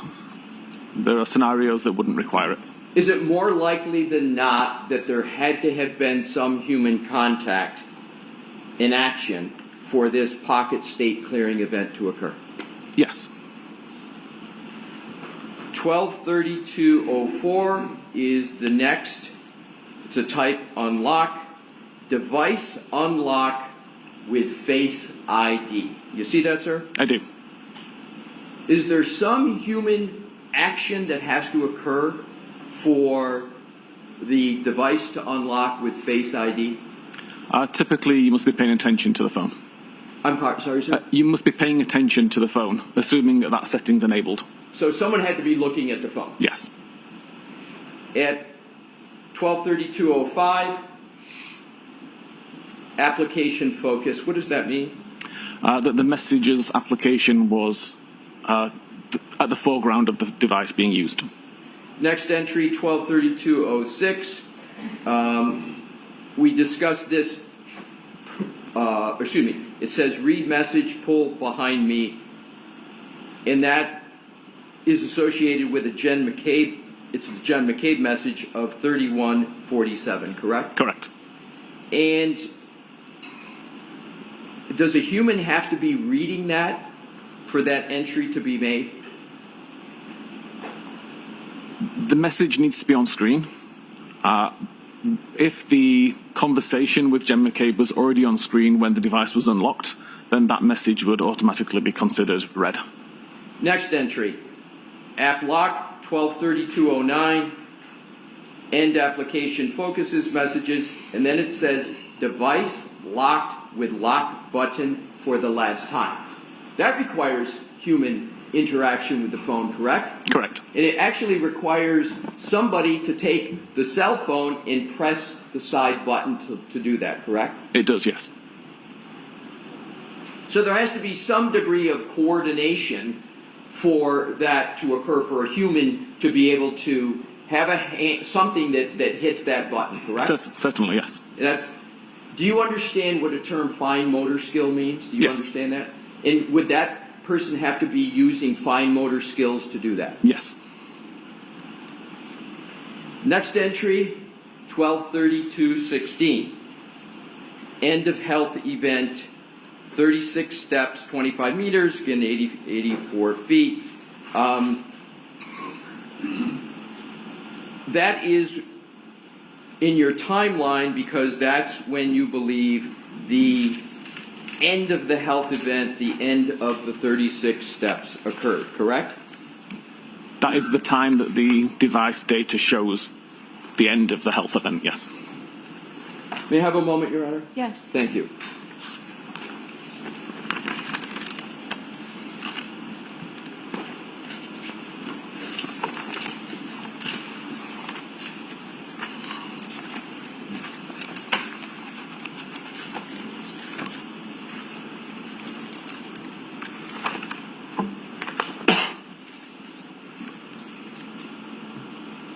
Do you need the light, Mr. Alessi? Yeah, it would be helpful. Thank you, Could Your we have the Honor. lights, please, Dave?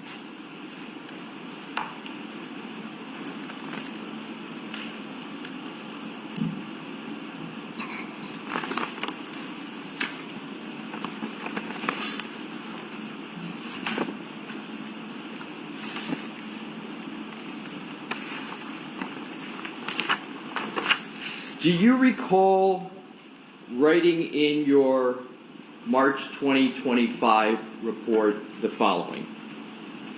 The final health activity of note on John's phone can be seen to have occurred between 12:31:56 and 12:32:16, during which 36 steps were recorded, covering a distance of 25.4 meters, again that 84 feet, according to healthdbsecure.db. Do you recall writing that? I do.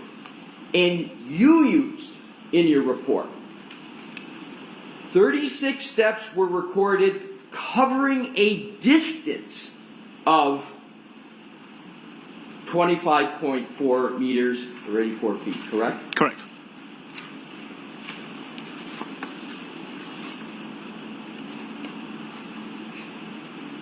Do you know a trooper named Nicholas Garino? I'm aware of him, yes. Are you a little more than aware of him? You've worked with him on this case, haven't you? He sent me some of the files related to it, but further than that, I've got no relationship with him. But isn't someone sending you files on a case you're working on, working with the person? Isn't that a fair conclusion? It could be.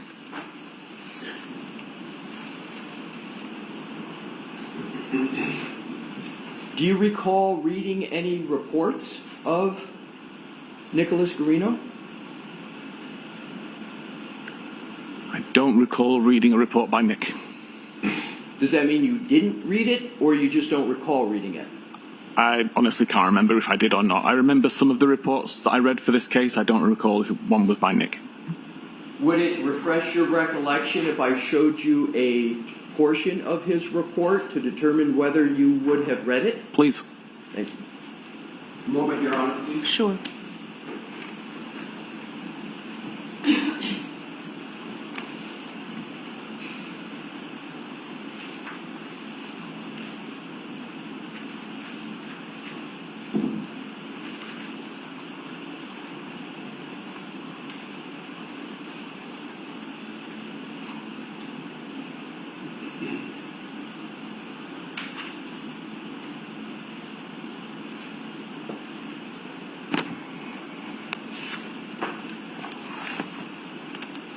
Thank you, Your Honor.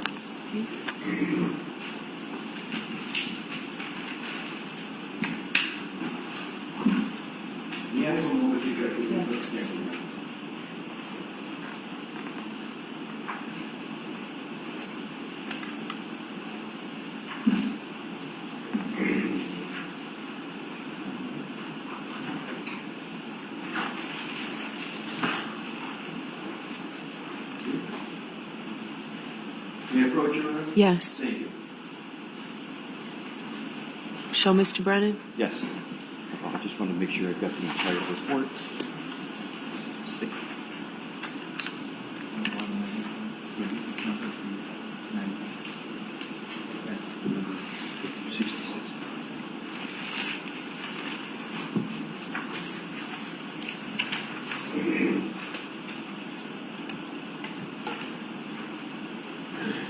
Mr. Whiffin? Thank you. And may I stand by the witness, Your Honor? Thank you. I am providing you with a document, and I would ask if that refreshes your recollection as to whether you read a report of Mr. Garino. A report or this report? This report. Thank you, Your Honor. Okay.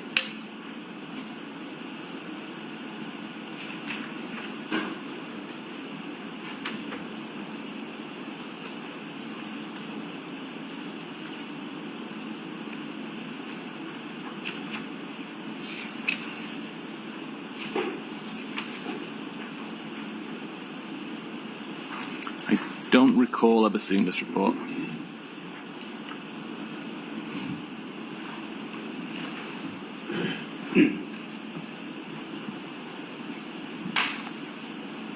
Have you ever had any conversations with Trooper Nicholas Garino? Very briefly. But you have, the answer is yes. Yes. Did Trooper Garino tell you that he measured the distance from the flagpole to the front door and it was 72 feet? Did he ever tell you that? Object to the floor. Sustained. Did you ever have a conversation with Trooper Nick Garino about the distance from the flagpole to the front door of 34 Fairview? Maybe. Maybe. Maybe. So is it maybe then you had a conversation with him in which he stated to you that that distance is 72 feet? It's maybe. So if we go back to what we were discussing earlier about the steps and the distance covered,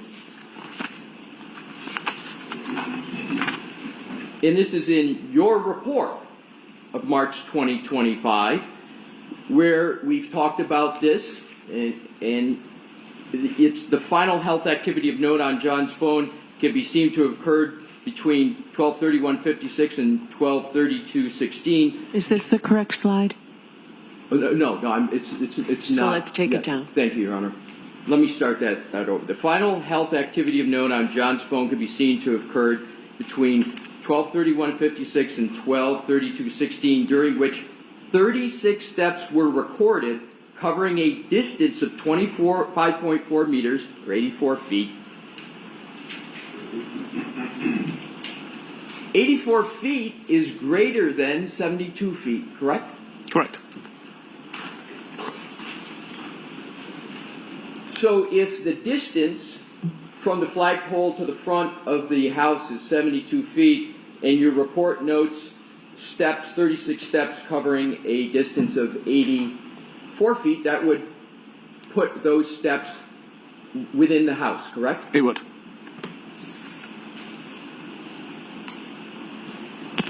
Let's continue on with the timeline.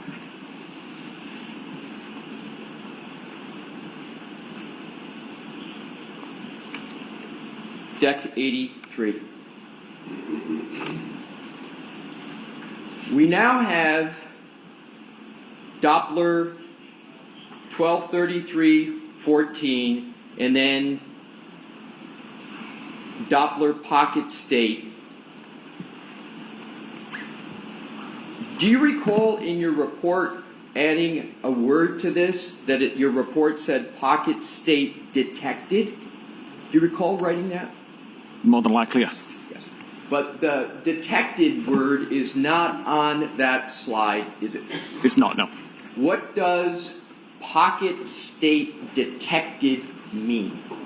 There was an active check by the Doppler function, and it detected that it was in a pocket state.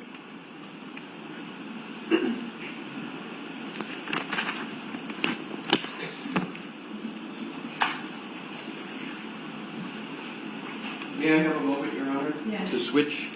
Thank you.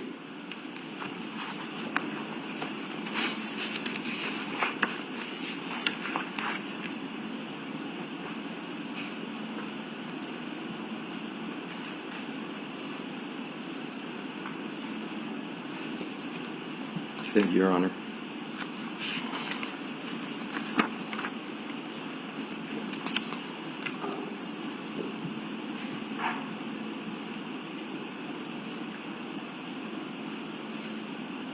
Do you need this slide up there, Mr. Alessi? I was just going to check that. I think the answer is going to be no, Your Honor. Okay.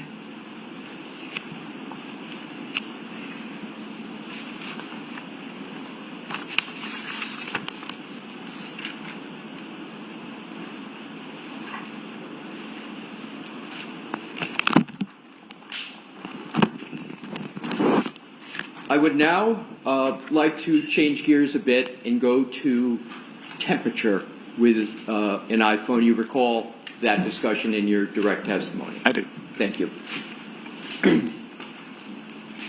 Mr. Wilk, if we could please have the slide deck, but a different page, slide 60.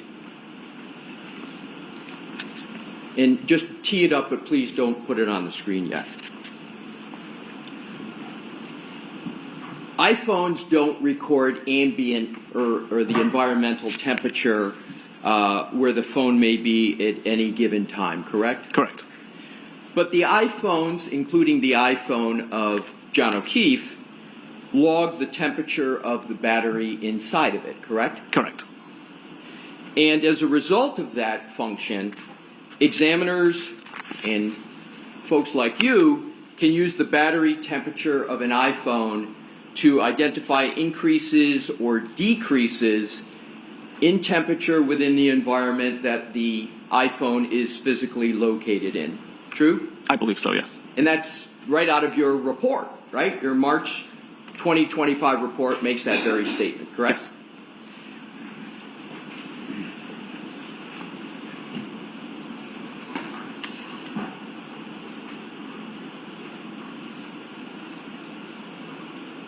The battery temperature of an iPhone generally matches the pattern of the rise and the fall of the thermometer temperature, correct? From my testing, yes. And when an iPhone is in a lock state with little activity occurring on the device, the battery temperature is heavily affected by the ambient temperature in the environment, again, matching the pattern of the rise and the fall of the thermometer temperature, right? Correct. And what I just read is right out of your March 2025 report, correct? It sounds like it is, yes. And you actually established this in various temperature testing and test scenarios in your March 2025 report, correct? Correct. Let's discuss those two tests.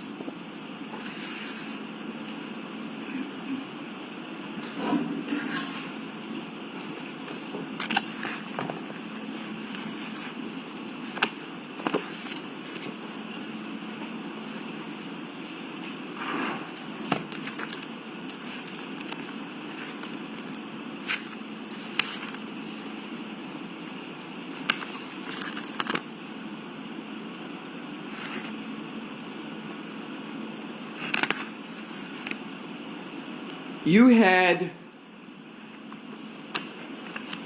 an appendix to your report that discussed two test scenarios with regard to temperature, correct? Correct. Can And I that just was ask, I'm sorry, Mr. Whiffin, do you have your report with you, sir? I don't have a copy in front of me. I'd be happy to provide him with a copy of his report so we can have him follow along. I think that's great, thank you. Okay, sure. Would that be helpful, Mr. Whiffin? Very, thank you. May I approach you? Yes.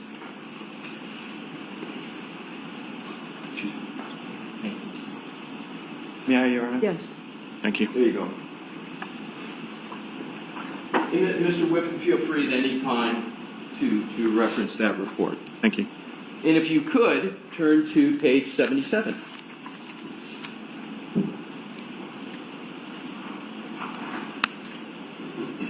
Okay. So, are you ready, sir? I am, yes. Thank you. So let's look at test scenario 1. Test scenario 1, you took an iPhone, if I'm remembering correctly, same model as John O'Keefe's? I believe John O'Keefe's was iPhone 11. I used an iPhone 10. But sufficiently Very similar. similar for purposes of this experiment? Correct. Or this It's the test? same iOS version. Yes. So it's the same iOS version, the software inside the phone, just a different model. Yes, And it's the software that's important for this test, correct? I believe so. So you state that you placed the iPhone inside a freezer, correct? Correct. And now if we could, Mr. Woke, if we can put that, do we have that in would be page 77? And if we could enlarge that chart, please.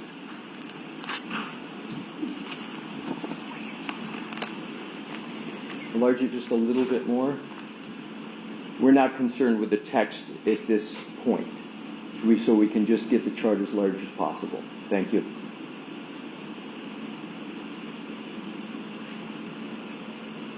Thank you. So, what I'd like to do is focus on January 29th.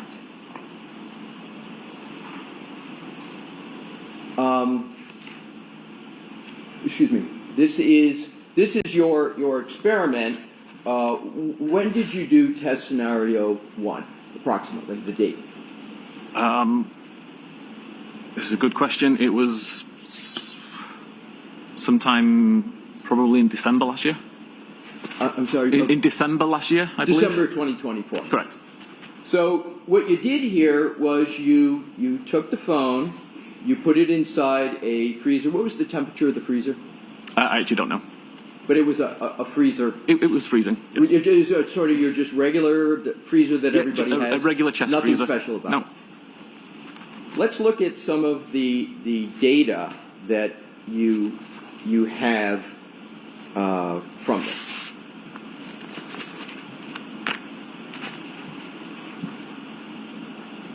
Let's start at the 1710 time frame, where it's placed in the freezer, and you've got, and we're going to go with Fahrenheit, if that's okay with you. Of course, yes. Thank you. 73.4 degrees, correct? Correct.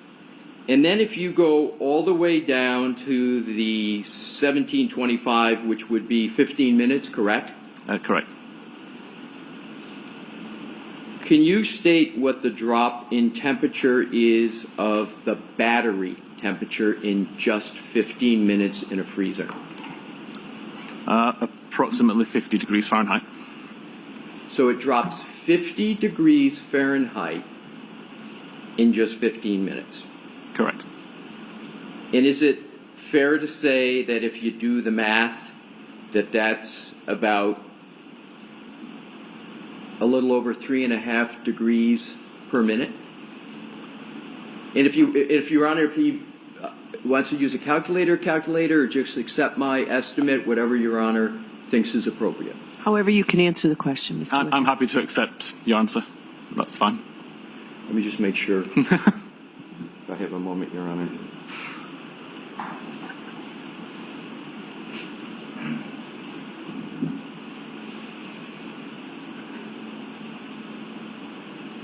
.33, would that sound fair, sir? That sounds fair. So it's about 3.3 degrees Fahrenheit per minute drop, correct? Correct.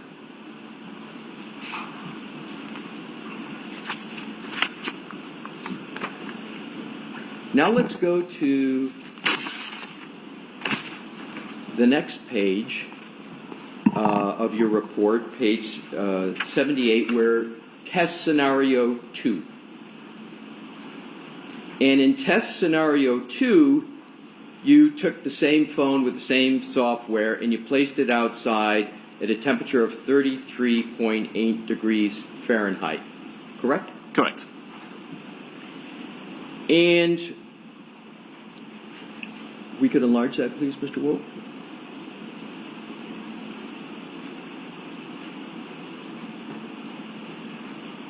And if you could just scroll up, well, just if you just leave it there, is fine. So if we take the time that we start out with the control temperature, and then we've got a battery temperature at 9:02, and this is the battery temperature of the iPhone, correct? Correct. And we've got 66.2 degrees Fahrenheit, correct? Correct. So is it fair to call that a baseline for purposes of what this chart is? The device had already been outside for 2 minutes at that point, but yes. Okay, so we'll just refer to 66.2. And then if we go from 9:02 down to 9:15, a period of 13 minutes, correct? Correct. So at 33.8 degrees and 13 minutes, what is the drop in temperature in degrees? What's the drop? Sorry, between the 9:02 and the 9:15? Right. So does it go from 66.2 to 35.6? It does. And sir, so I don't have to have you do a math on the fly. I've calculated that drop at 30.6. Does that sound about right? That sounds correct, yes. So you got a drop of 30.6 degrees in just 13 minutes at an outside temperature of 33.8, correct? Correct.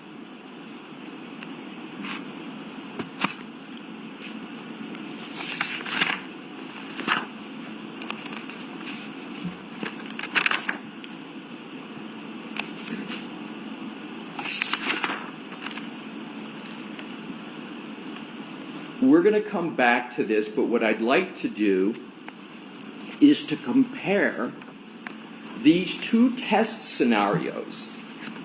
The one we just saw at 33 degrees Fahrenheit, where it dropped 30.6 degrees in just 13 minutes, again at an outdoor temperature of 33.8, and then test scenario 1 in a freezer, where it dropped 61.2 72 degrees in just 15 minutes.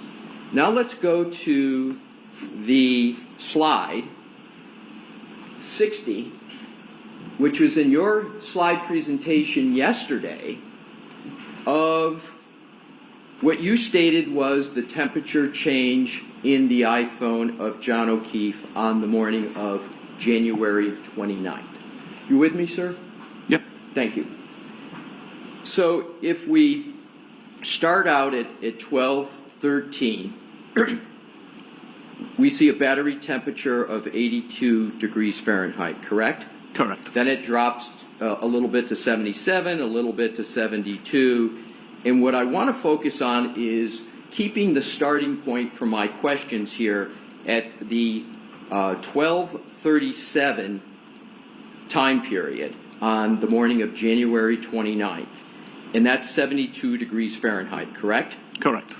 So if you take the time period from 12:37 to 12:53, that's a 15-minute interval, correct? Correct.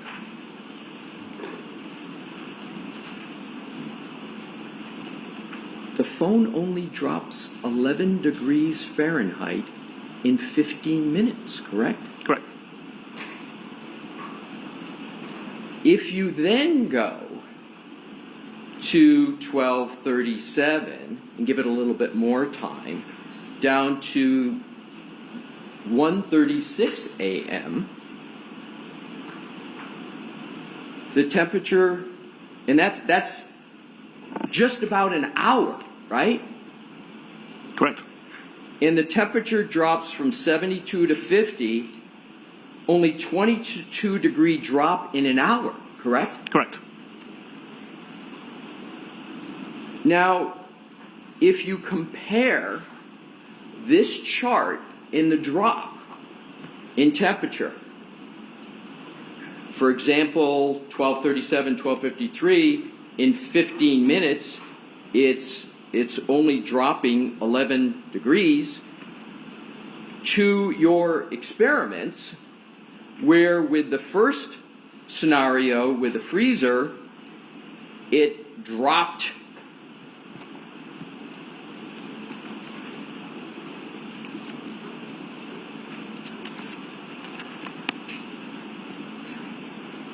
$50 degrees in a 15-minute period. Is it correct to say that there was a much more dramatic drop in temperature in your test scenario 1 than what actually occurred on John O'Keefe's phone for the time period we just covered in January 29th? Yes. And then with regard to even test scenario 2, where the temperature is 33.8 degrees, that's the ambient, the outdoor temperature, Correct. right? At that temperature, just above freezing, you've got a... Sorry, that's below freezing. I'm sorry? It's below freezing. What is freezing in Fahrenheit? Don't know, but it's 0 degrees Celsius, Right. and it was minus 5 degrees Celsius at the time. Right, but would you agree that, and I want to be fair to you because I know you use Celsius more Yes. than Americans who use Fahrenheit, but would you agree that 2 degrees Fahrenheit is the freezing point in Fahrenheit? I honestly wouldn't know. Okay, fair enough. So, in any event, in your experiment at 33.8 degrees Fahrenheit, you're getting a drop in your experiment in 13 minutes of 30.6 degrees, right? Correct.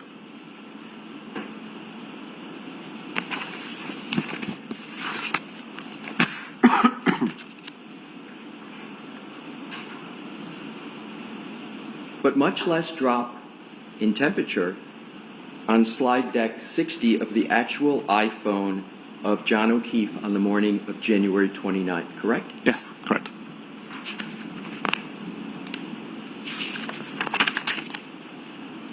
Do you know what the temperature was in Canton in January 29th, 2022?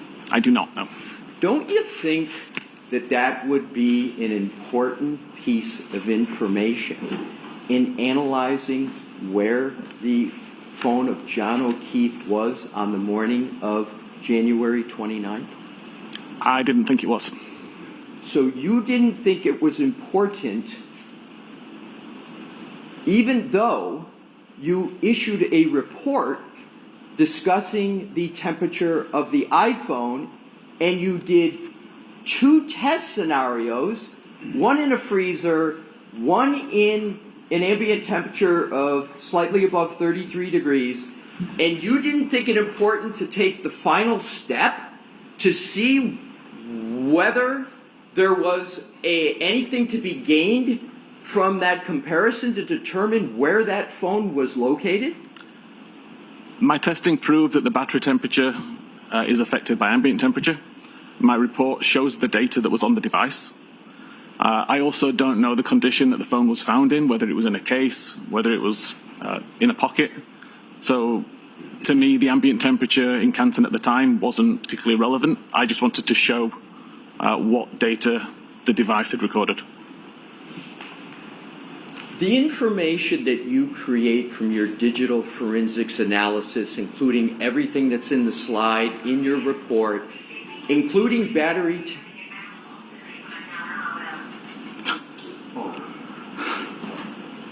You want to sir?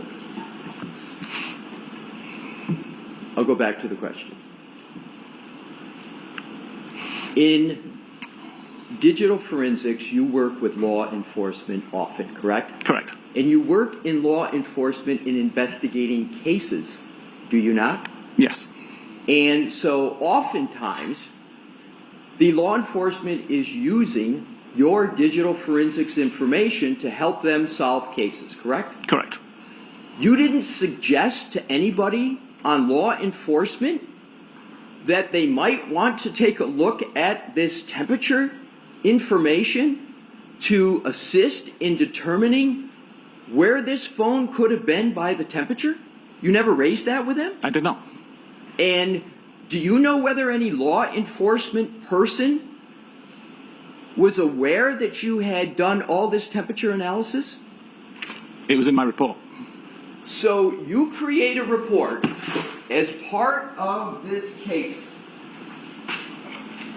and you deem the temperature important enough to do 2 test scenarios, important enough to put it in a slide presentation to this jury. Yet there's no discussion of that between you and any member of law enforcement as to what it means? The details were provided in my report, and there was discussions, but it never came up as to say what was the temperature in Canton that night. Oh, so there were discussions. Not with law enforcement. Oh, who As were the part of my preparations for trial. Oh, tell me about who you discussed this temperature information with. It was with Hank. You're hesitating, and I can't hear you. Who did you discuss with it Hank? with? Excuse me? With Mr. Brennan. Attorney Sorry, Brennan? yes. You discussed temperature with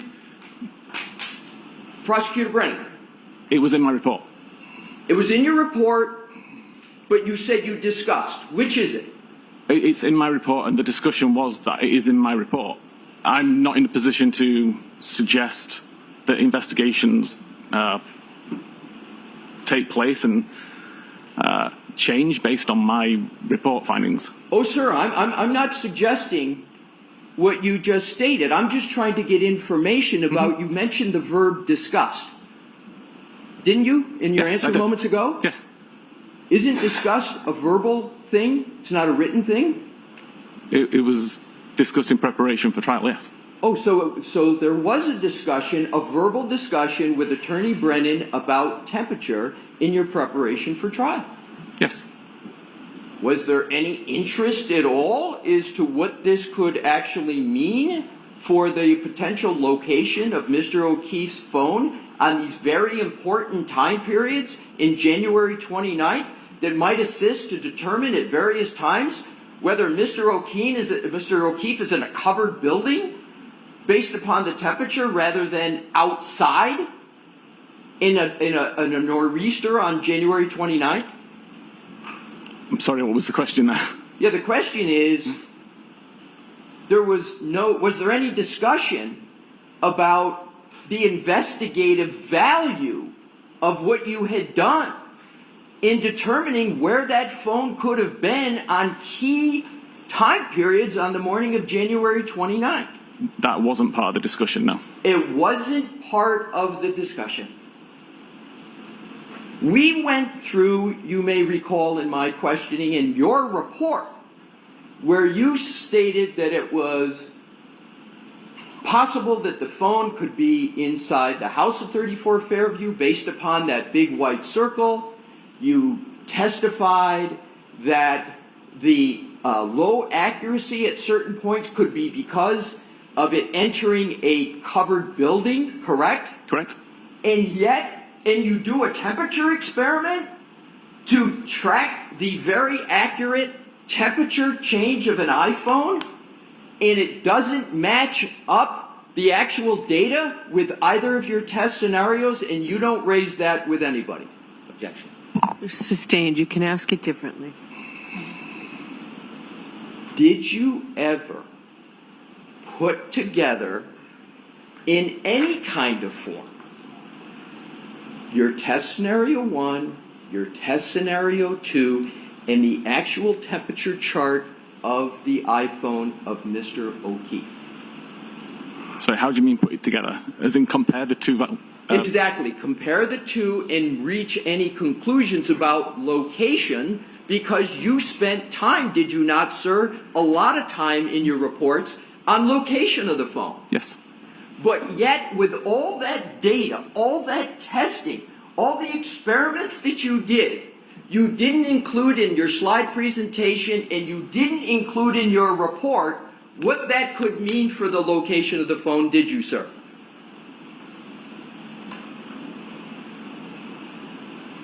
I'm struggling to see the comparison there. Let me see if I can ask it in a different Please. way. Nowhere in your slide presentation did you have any discussion yesterday about how your test scenario, did you bring up, by the way, in your slide presentation yesterday, your battery temperature at all? Your tests?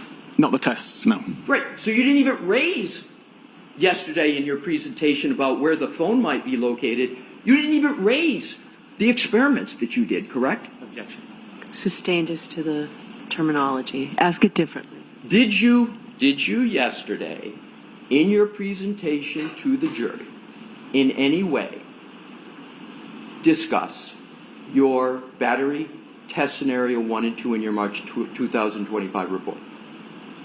I believe there was mention of testing, but not to the amount of detail to say what the testing was. Right. So there was no detail given at all No about detail. it. You just mentioned that it occurred, but no detail in your discussion Correct. at all.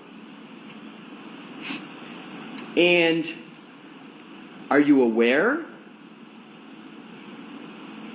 with regard to the battery temperature, that battery temperature in investigations can be used to determine locations of phones at certain times? Are you aware of that?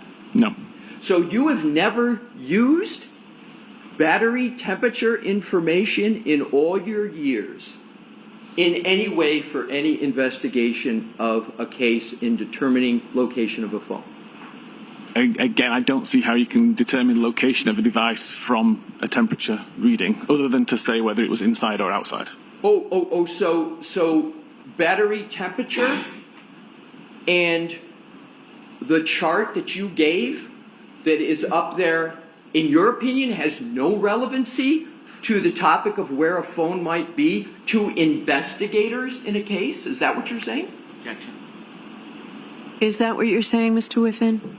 I'm saying I can't take a temperature reading and make a determination about a GPS location based on the temperature reading. That's not my question, though, Okay. sir, and I appreciate your answer, though. My question is, you work with law enforcement investigators regularly, Yes. correct? Isn't this information of potential relevance based upon your experience with investigations? Isn't this information at least potentially relevant in investigations? I believe it could be. That's why I included it in my report. Thank you. But you didn't include a discussion of it in your testimony yesterday, correct? Correct.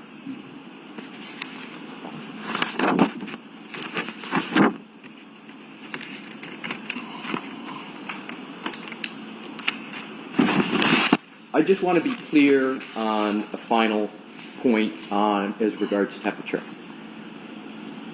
Were you aware of the temperature in Canton on January 29th, 2022?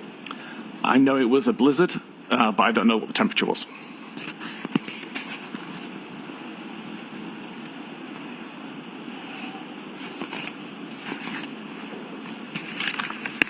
May I have a moment to switch Sure. topics? Thank you, Your Honor. Thank you, Mr. Whiffin. I'll be right back.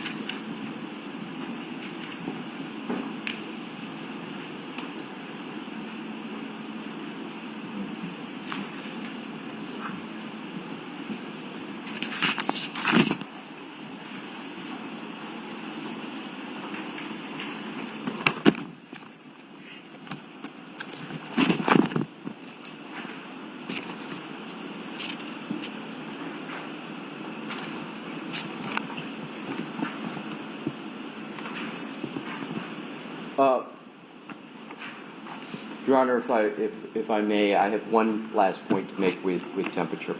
If we could put deck 60 back up, please. Mr. Whiffin, if you bear with me, I just have one final set of questions. If you look at this chart, and you, under January 29th at 12:13, battery temperature of 82 degrees, but you then go down, what I'd like to start with is 12:37 again, and this is a key time point, 12:37. You've got a temperature of 72 degrees, and then 8 minutes later, 8 minutes, the temperature only drops 6 degrees, correct? Correct. Again, using 1237 is what I refer to as the baseline. You go all the way down, and you see to 1253 a temperature drop of only 11 degrees. Do you see that? I do. Thank you. That you can. Excuse me, Your Honor. One moment. Okay.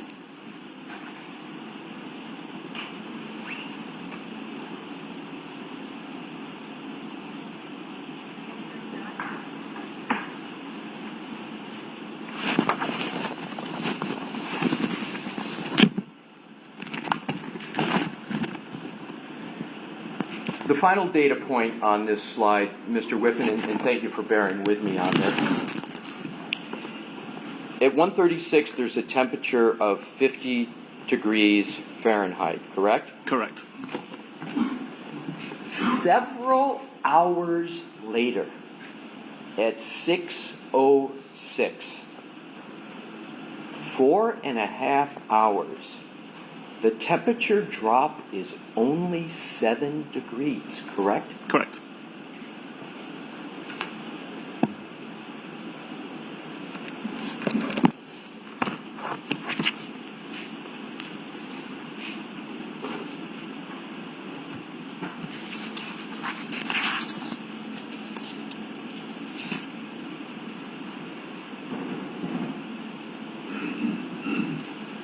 I'm switching. May I have a brief moment, Your Honor? Okay. Thank you.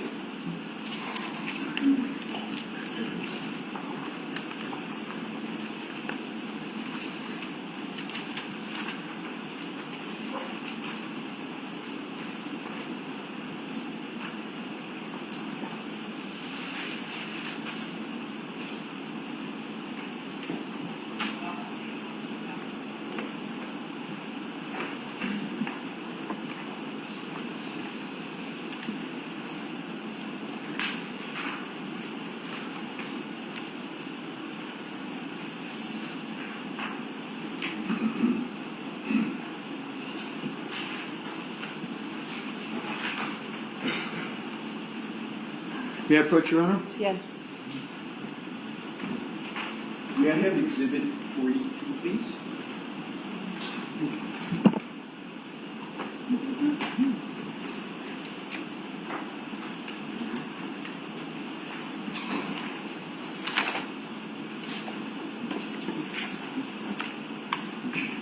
What is Exhibit 42? It's Okay, thank you.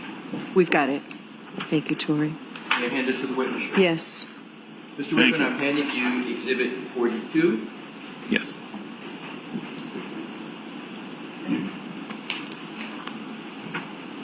Do you recognize Exhibit 42 from your March 2025 report? I do.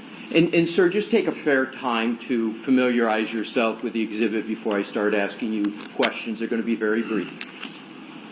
And I'm going to be, you look what you need to, but I'm going to be focusing on just under detailed analysis communications on paragraph 3, on page 43, the top 3 or 4 entries. Okay.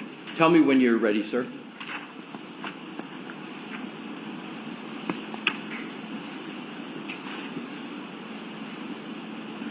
Okay. Thank you. Your Honor, may I have 43, which is in evidence published? Yes. Thank you, Your Honor. Mr. Wolf, please. And if you could enlarge, you don't need the text, so if we can just go to detailed analysis, communication, call history, and now if you could just super enlarge the first few entries. Yes, that is great. So what I want to do is just cover the information here. Whose phone is the subject of the entries on this chart? This is John's phone. And if we start with the first entry, reading left to right, 12:14:36, end time 12:15:20, incoming call from Jen McCabe, duration 44 seconds. You see that, sir? I do. You see, and is that a call that is answered? Yes. If you go to the next entry, 1847, just 12:18:47 to 12:19:23, outgoing call duration 36 seconds to Jen McCabe, duration 36 seconds. Do you see that, sir? I do. Is that a call that is answered? Difficult to say. That could be a outgoing call that lasted 36 seconds of ringing, but I believe it was answered. Well, how is it that you can tell the first one was answered but not the second one? Because it's an incoming call. Okay, fair enough. So if we go to the third entry, 12:29:44, 12:29:51, incoming call from Jen McCabe. You see that, sir? I don't mean to interrupt. Could I ask about the display? Mr. Sidebar. Whenever you're ready, Mr. Leslie. Thank you, Your Honor. May I approach, please? Yes.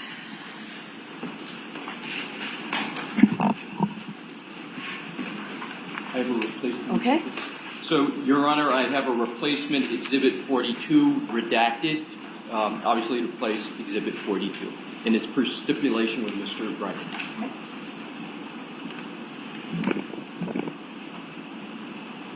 42 from remark.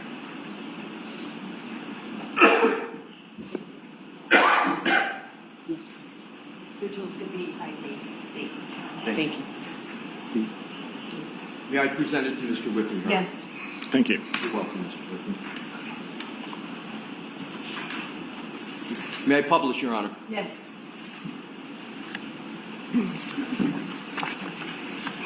And Mr. Wolf, if you could again please enlarge, we're going to be focusing on the top entry of the chart again.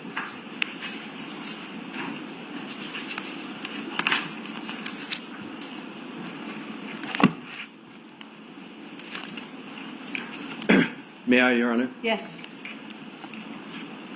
Mr. Whiffin, we had started going through the top 3 entries. The first one you had indicated was answered. The second one you as I understand it, could not tell. Is that correct? Correct. And then the third entry, which is reading left to right, 12:29:44, end time 12:29:51, incoming call duration 8 seconds from Jen McCabe. Correct. That's the third one.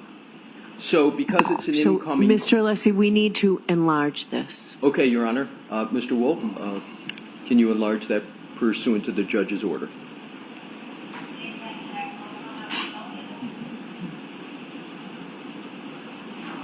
Is that sufficient, Your Honor? If you can make it as large as possible for the jurors, please, even if you have to do smaller segments.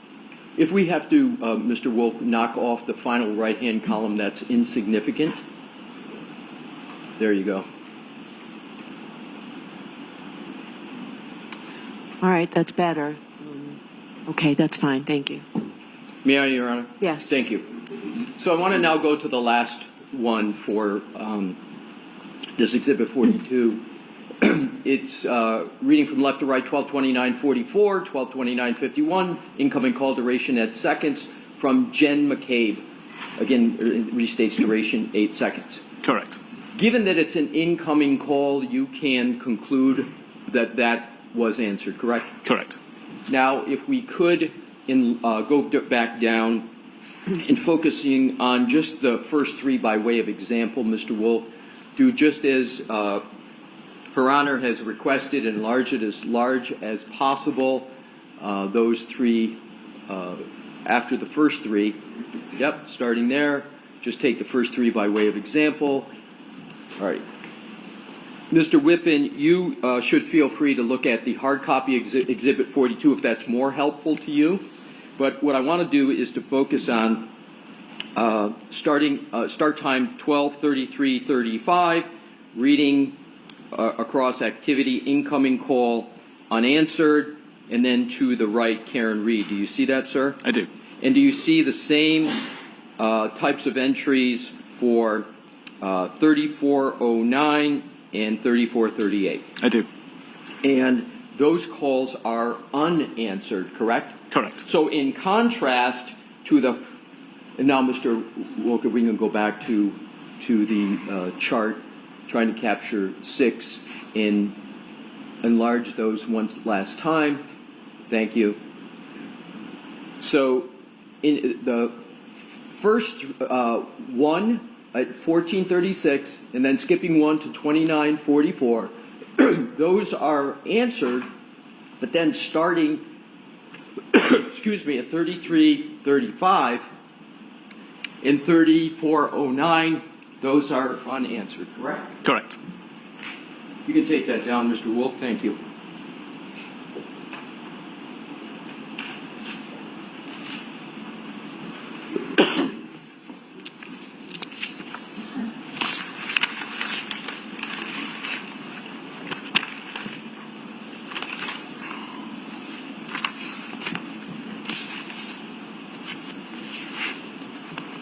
We have a moment, Your Honor, to switch topics.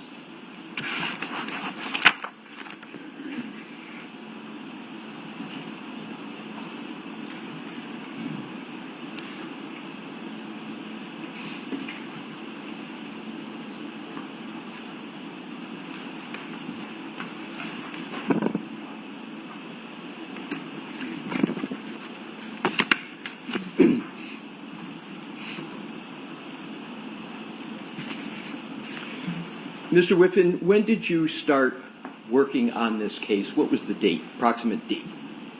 On this case or on this exhibit? On this case. Approximately September 2023. So, over a year and a half. Correct. How many times have you been in Norfolk County? This is my second time. So you were here once previously. Correct.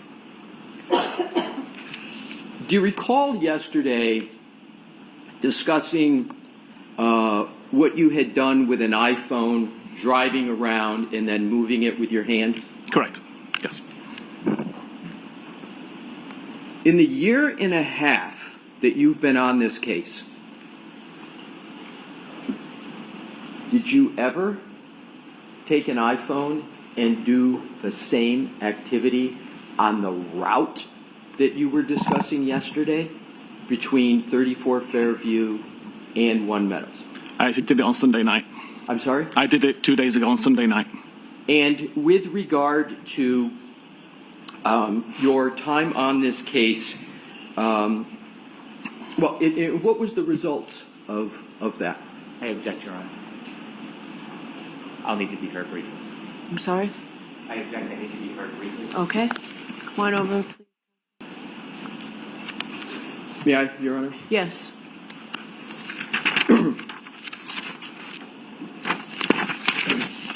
Mr. Whiffin, I am now going to proceed to a different topic.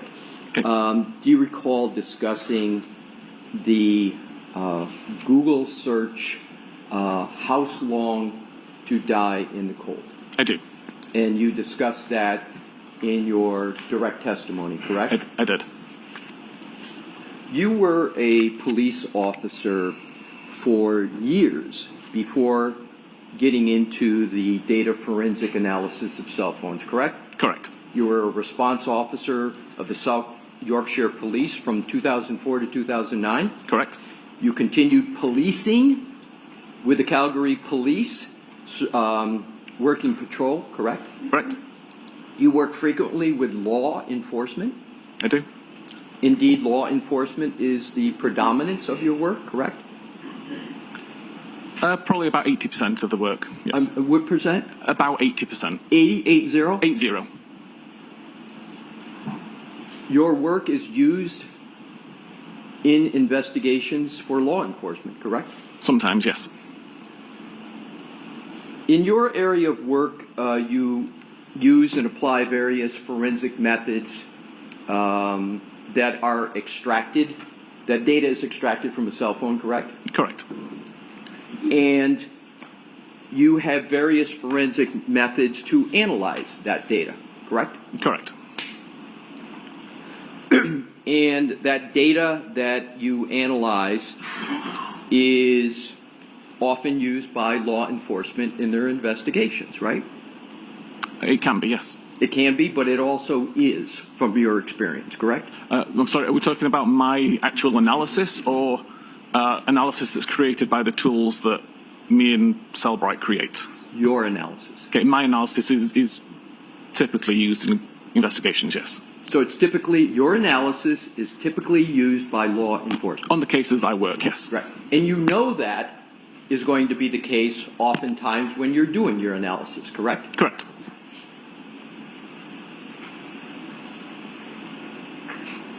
And forensic software is used to gain access to people's devices, correct? Correct. Such as cell phones, right? Correct. So, and there's something called an extraction process from a cell phone that you discussed in your direct testimony. Yes. Now, I'm not going to go into too much detail, but I want to cover, because it would be covering old ground, but I want to cover some of it. Okay. It's important, is it not, that the extraction process on a cell phone be performed correctly. It is, yes. And that's so that the data that's extracted from a cell phone is complete, correct? Correct. So that the data is correct, Correct. and so that the data is reliable. Correct. And data forensic examiners and people in your area of work need to ensure that the extraction file has not been tampered with, correct? Correct. Because if an extraction file has the possibility of tampering, then the information and data from it can be unreliable, correct? Correct. And there's a generally accepted methodology for how to perform an extraction of data from a cell phone, correct? Typically, yes.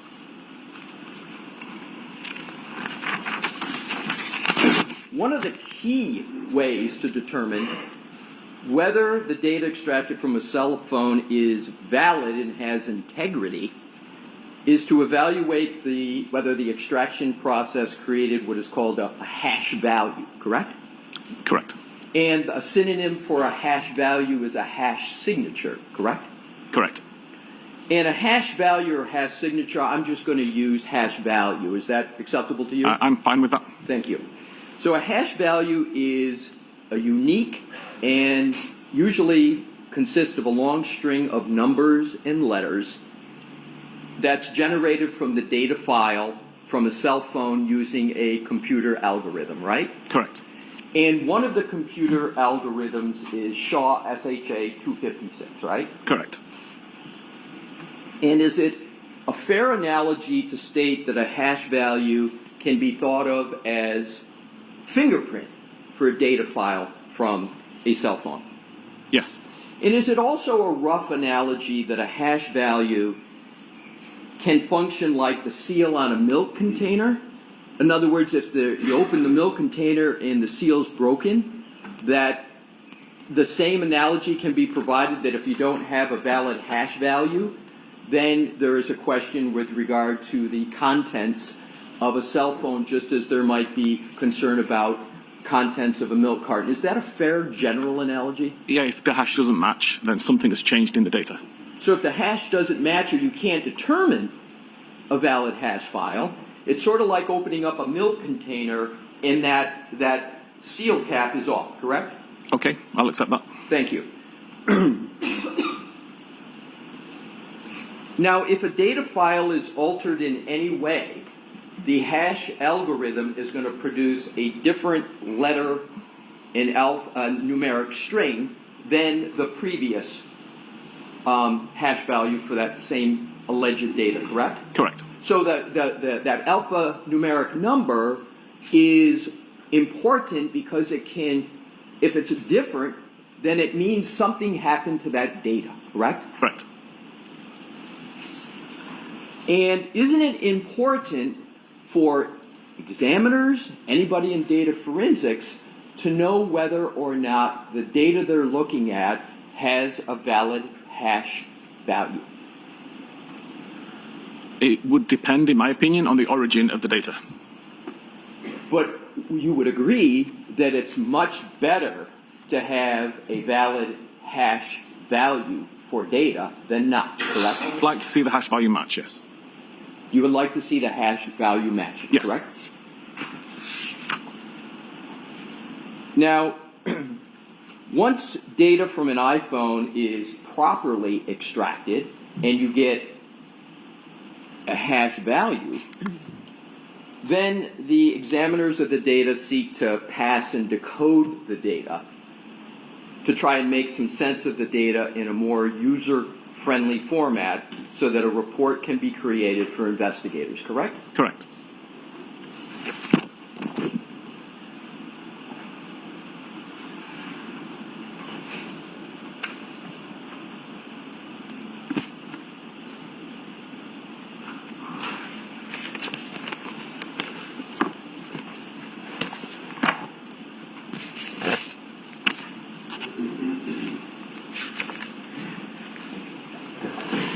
Do you recall preparing a report for the iPhone belonging to Jen McCabe dated December 2024? I do, yes.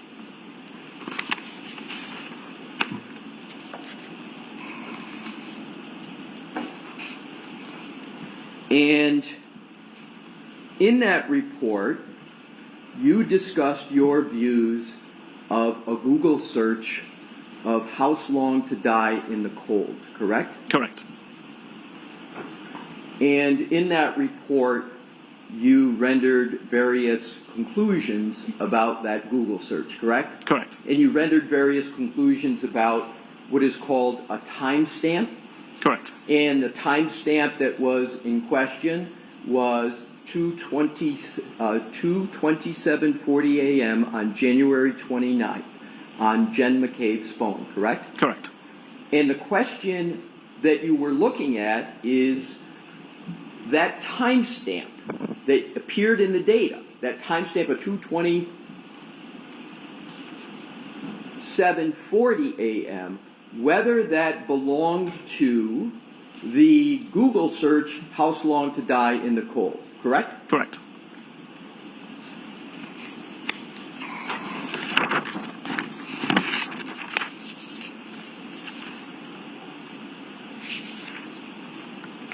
And you testified yesterday with regard to that very issue, correct? Correct. Now, in your report of December 2024, you discussed the hash value of that cell phone, correct? I believe so, yes. Yesterday, in your direct testimony, you didn't mention anything about the hash value with regard to Jen McCabe's phone, did you? Not in my testimony, no. The answer is no, correct?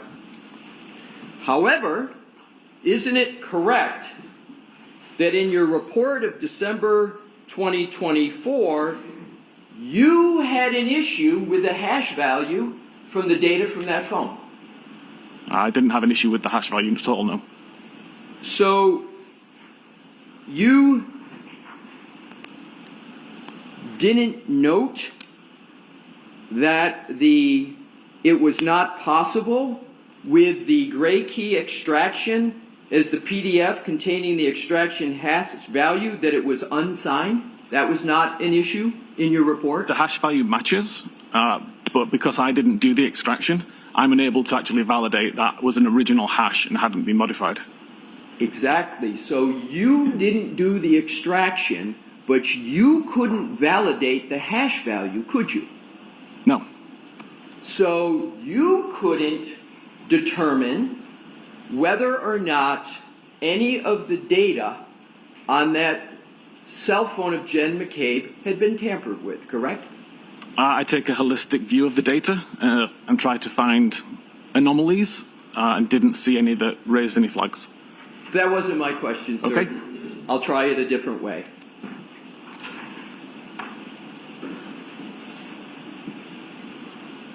You concluded that the hash value was unsigned, correct? Correct. They were always unsigned. Okay, apologies. You concluded that the hash value was unsigned, correct? Correct. Thank you. And you went on, did you not, in your report to say that this hash value could be used as a suggestion of authentication, but cannot be guaranteed 100%, correct? Correct. Did you discuss any of that doubt, that suggestion of authentication but can't be guaranteed 100% at all in your direct testimony yesterday? I didn't know. And again, hash values are very important concepts for data forensic examiners, correct? For integrity, yes. Do you know the chain of custody of Jen McCabe's iPhone? I don't, no. So you don't know the chain of custody of her iPhone. You have an unsigned hash value, and you can't guarantee the hash value authentication, correct? No. The objection's overruled. Not from the hash value, no.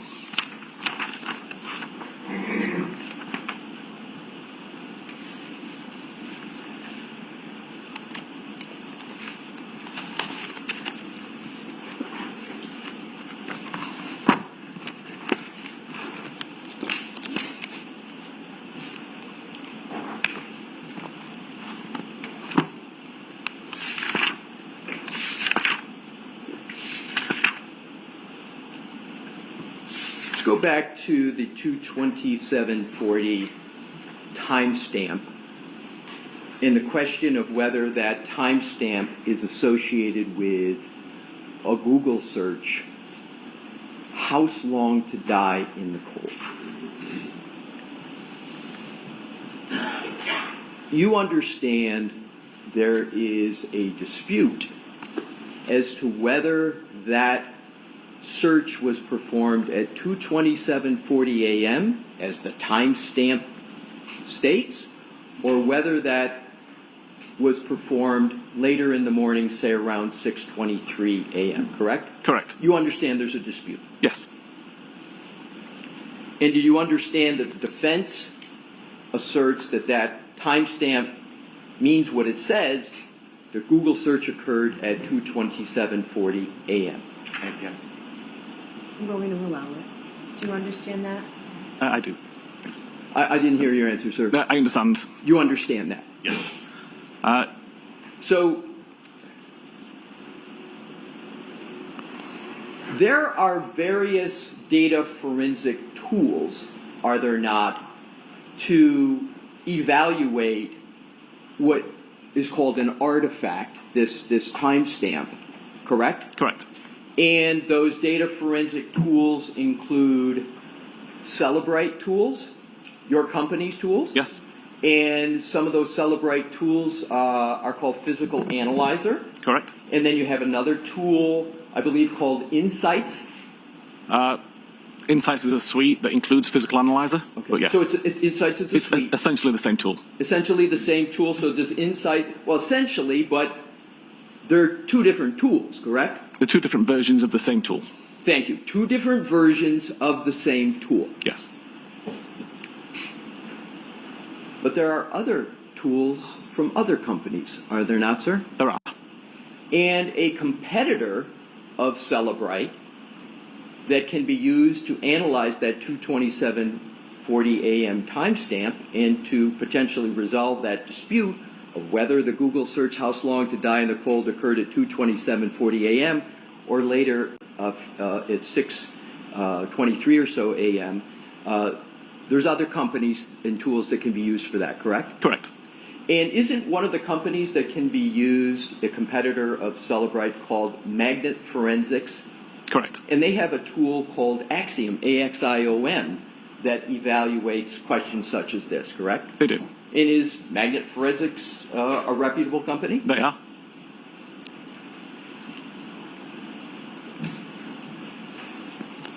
Am I correct that yesterday you essentially said that as of today, no Cellebrite tool, no Insight suite such as Physical Analyzer, today shows that 2:27:40 a.m. timestamp? Correct. If you use any version from the last approximately year, that timestamp won't show up. It won't show up as you sit here today. Correct. But that's not always been the case Correct. with regard to Cellebrite forensic tools, correct? Correct. As a matter of fact, in the first proceeding in this case, in June of 2024, when you testified under oath, the situation with the forensic tools was Cellebrite Forensics Insights did not show the 2:27:40 a.m. timestamp, but another version of Physical Analyzer did show it, correct? Correct. In that second program, that second tool, Physical Analyzer, not only showed it at 2:27:40 a.m., but it showed it as a deleted state, correct? It's a deleted record, yes. A deleted record. Yes. Did you mention that yesterday in your direct testimony? I don't believe so. You don't believe so? No, we changed it since then.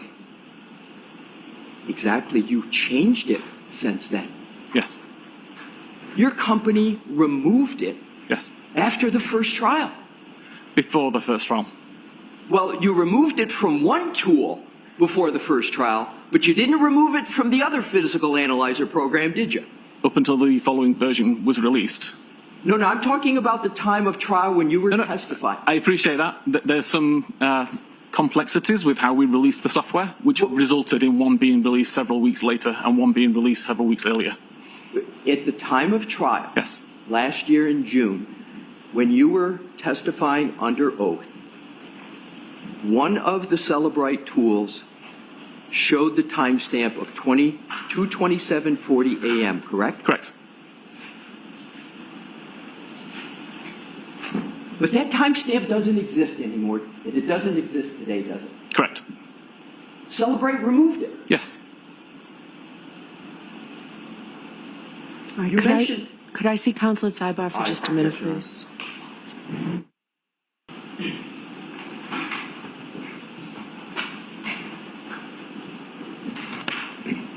Go ahead, So- Mr. Leslie. Thank you, Your Honor. So with regard to the first proceeding, there was one Cellebrite forensic tool that still showed the 2:27:40 a.m. timestamp, Correct. and it was shown in a deleted state. The record was deleted, yes. The record was deleted. And then after that, Cellebrite outright removed the timestamp from so none of its programs had it. Correct? Again, if I could explain a little bit about how it works. No, I'm sorry. Okay. If you could just respond to my question. Is that correct? The timestamp's been removed, yes. However, the competitor of Cellebrite that we just talked about, Magnet Forensics Axiom, Yes. that program at the first proceeding showed the 2:27:40 a.m. timestamp, correct? Correct. And as a matter of fact, as you sit here today, the Magnet Forensics program, Axiom, still shows the 2:27:04 a.m. timestamp, correct? As far as I know, yes. And Magnet Forensic Axiom is a reputable company, correct? Correct.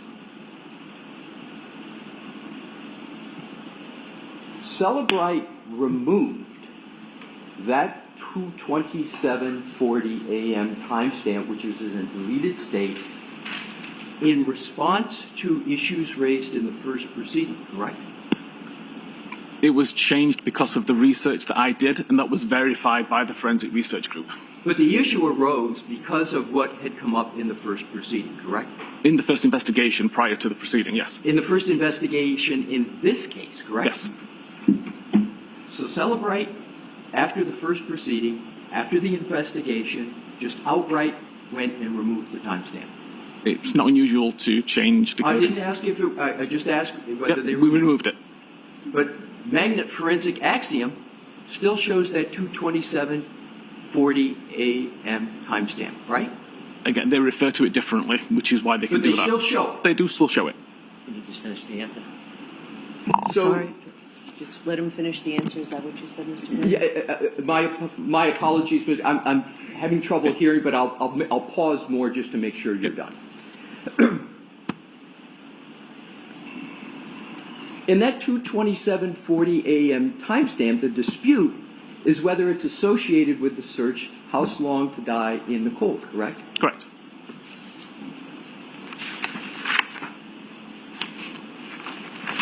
Let's talk a little bit more about the first proceeding in this case.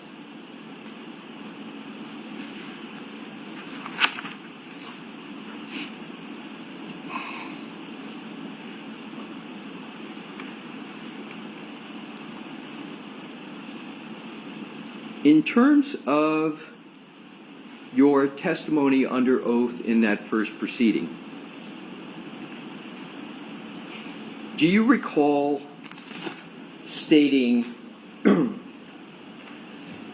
that it was your opinion as to whether that 2:27:40 a.m. timestamp was associated or not with the Google search "How Long to Die in the Cold"?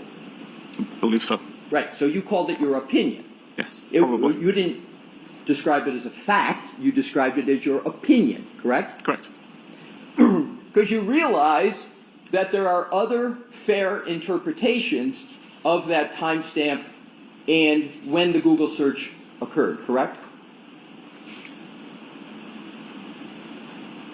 I think even if I believe it's a fact, it's my opinion. Right, so it's your opinion. Yes. So you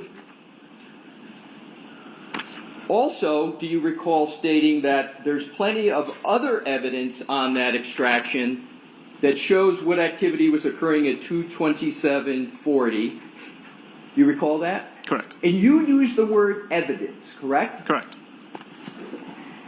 But that evidence on the Cellebrite program is now gone, correct? No, It's not gone? it's not gone. So the 2:27:40 timestamp still exists in Cellebrite programs? Sorry, are we talking about the additional evidence that shows what Oh, no. happened at 2:27:40? No, I'm just asking whether. Okay. I thought we had that clear, but I thought, is the 2:27:40 a.m. timestamp show up on any Cellebrite program as you sit here today? The decoded value does not show a timestamp for Thank you. that artifact.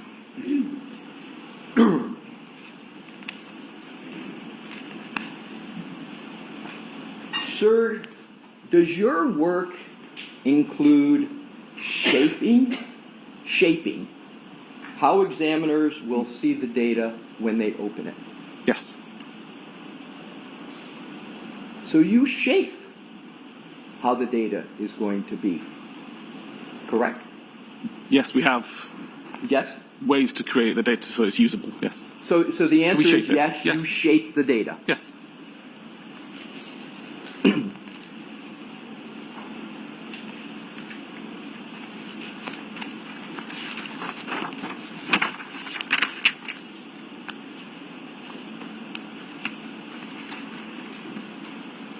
These various forensic tools, Cellebrite, Insight Suite, including Physical Analyzer, Magnetic Forensics Axiom, these are all tools, and we know that no one has access to the Apple source code on iPhones, correct? Correct.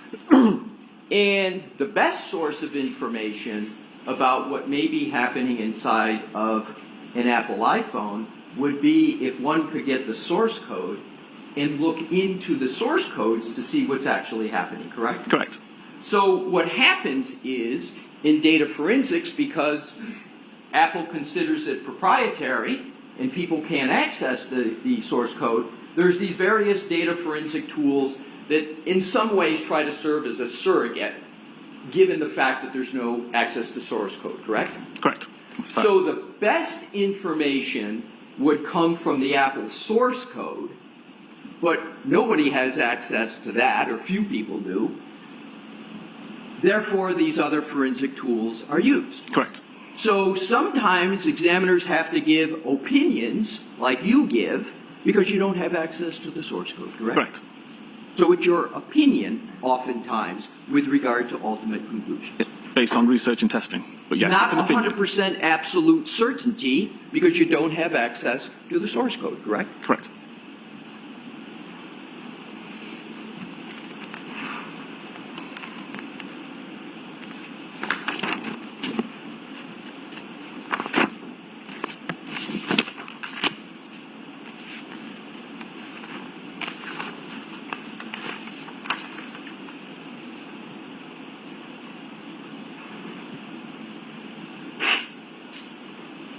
You have a moment, Your Honor, to switch topics, please.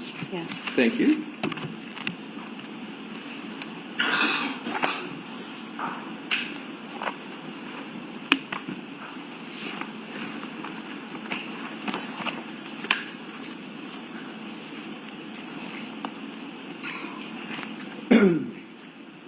Before I do switch topics, a couple points on the 2:27:40 timestamp, if I may, Mr. Whiffin. The Google search in question associated with that timestamp, the dispute over that, is "house long to die in the cold," correct? Correct. And you understand, sir, do you understand the significance if Jen McCabe made that Google search, "house long to die in the cold," at 2:27:40 a.m. instead of 6:23 a.m.? Do you understand the significance of that? Of course. Sustained. He said yes, Your Honor. I'm sorry? I said sustained. Oh, thank you, Your Honor. I didn't hear that. Jurors, strike any answer that may have come. What do you understand to be the significance of the dispute over 22740 timestamp? Sustained. Mr. Whiffin, with regard to the 22740 AM timestamp, have you looked at any forensic tools to answer that question other than Cellebrite tools in your tool Ardex? I've used Axiom as well. So you used Axiom, and so did you therefore see that 22740 AM timestamp still appeared? Yes. Did you discuss that with the jury yesterday, that you analyzed the Axiom program and that 22740 AM timestamp still appears? I didn't. No. You did not. I did not.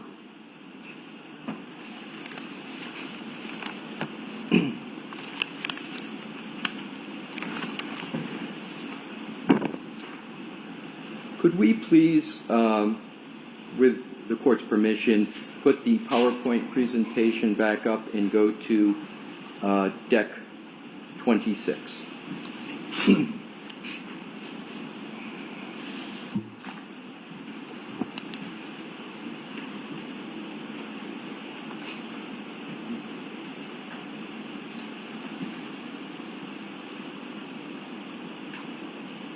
Mr. Whiffin, does an iPhone discriminate between whether it's in a car, a bus, a bicycle, or walking?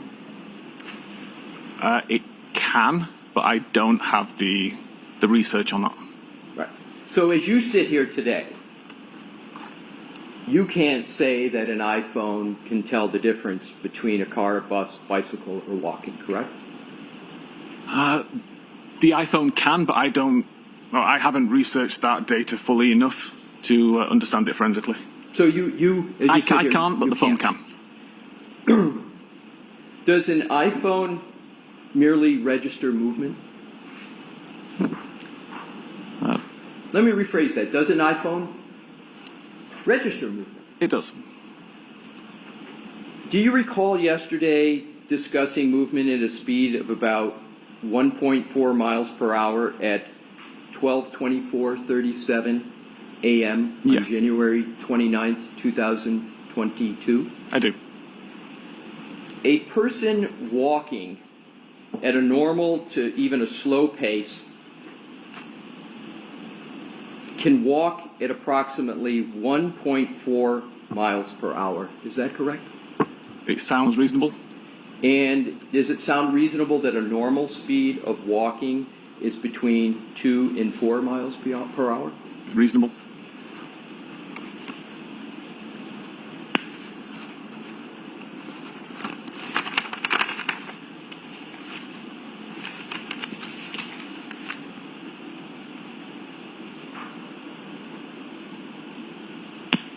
Switching topics, Your Honor, if I could have a moment. You can take that. Okay, thank you.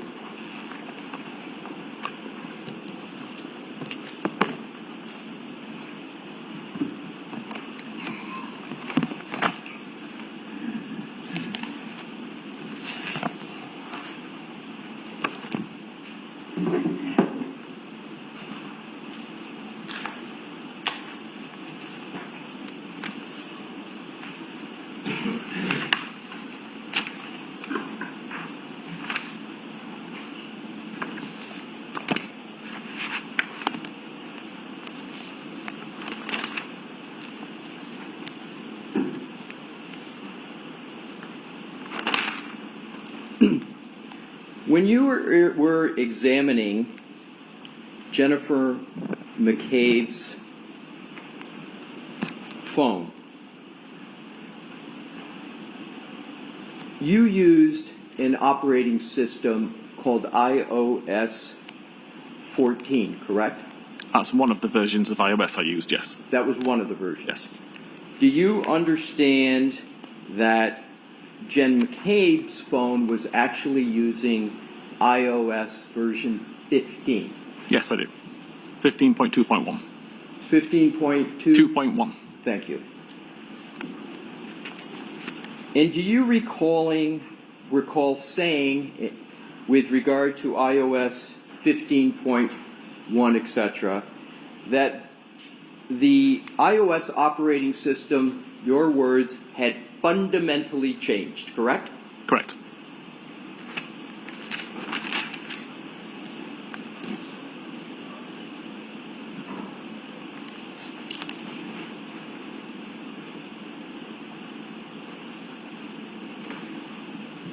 Now, with regard to, we're back to Jen McCabe's phone, we're back to 2740, the issue of deletions. You stated yesterday that that deletion occurred after January 31 of 2022, is that correct? Correct. But you couldn't determine how that deletion occurred with certainty, correct? Correct. And you gave 3 possibilities that you analyzed, correct? 3 or 4, yes. 3 or 4. And one of them was deleted by user, correct? Correct. Another one was that the search occurred but never loaded.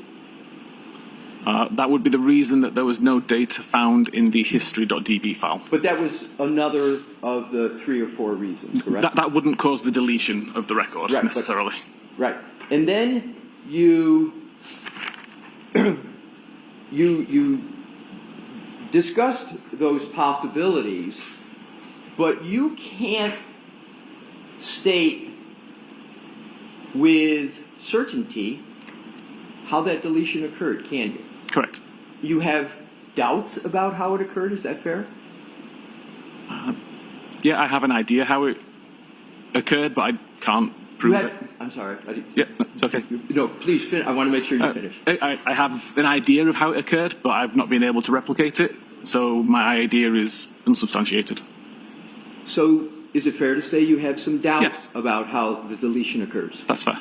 And you believe your doubt is reasonable Yes. under the circumstances? Yes.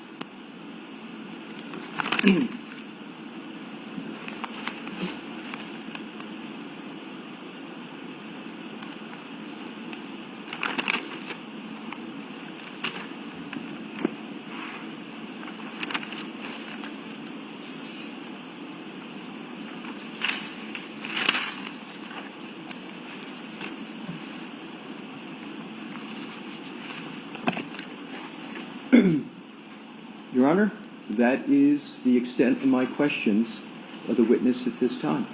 Okay. Mr. Brennan? Thank you.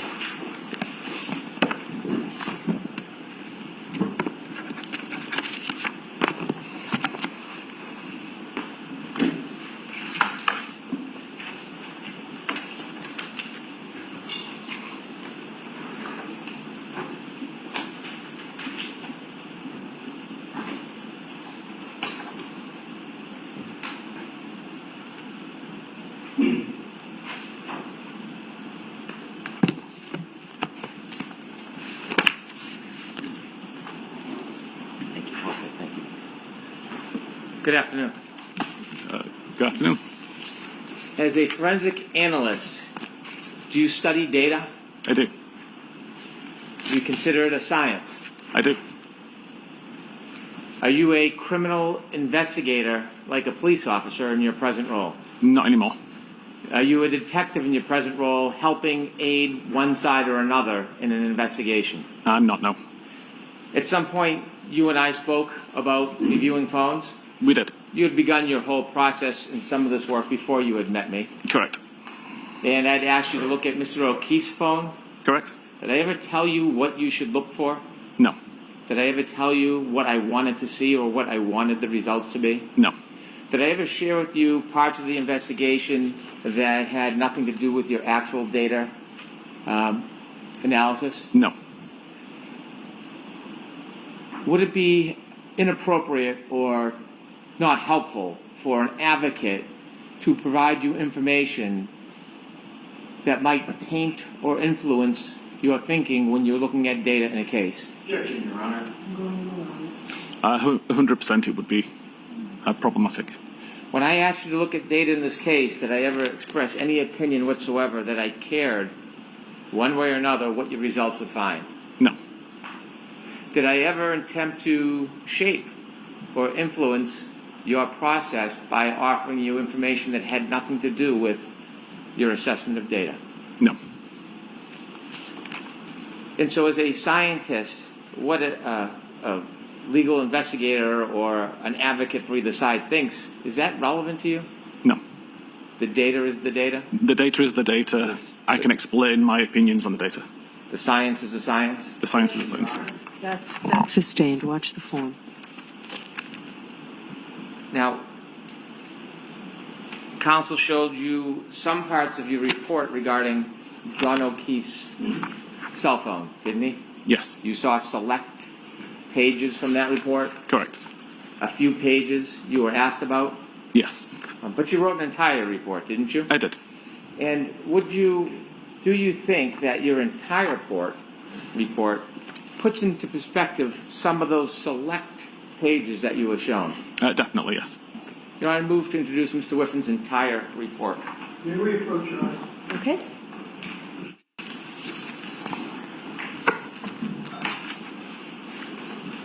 Do you still have your report with you, Mr. Whiffin? I do, yes. Okay.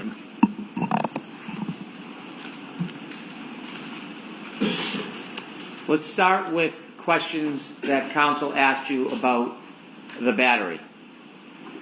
When you were trying to determine how the battery worked, you shared with the jury that you did certain testing. Correct. What was the purpose of that testing? To make sure that the battery temperature sensor would be affected by environmental temperatures, such as being in the freezer, such as being outside, being brought back indoors, and to make sure that the fall and rise of the temperature sensor, at least the pattern would match the expected pattern and would match the thermometer that was alongside it. When you put the batteries or the phone in the freezers, did it matter what the temperature of the freezer was when you put it in it? I didn't believe it did. What was the purpose again of putting it in a freezer? Just to remove the device from a warm environment, which was outside of the freezer, placing it inside the cold environment of the freezer and just seeing how the temperature dropped. As you mentioned, you look at data through science, correct? Correct. And so, did anybody ever share with you the important points of the decrease in temperature of the cell phone battery to try to influence your results? Objection, Your Honor. I'm going along. I'm sorry, could you Did rephrase? anybody try to tell you important points of the evening on January 29th, 2022 in an attempt to influence your studies on the fact that a battery or a phone, when it gets colder, the battery temperature decreases? No.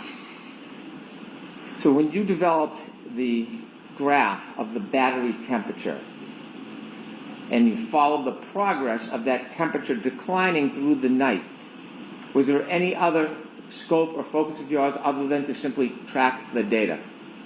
Just tracking the data.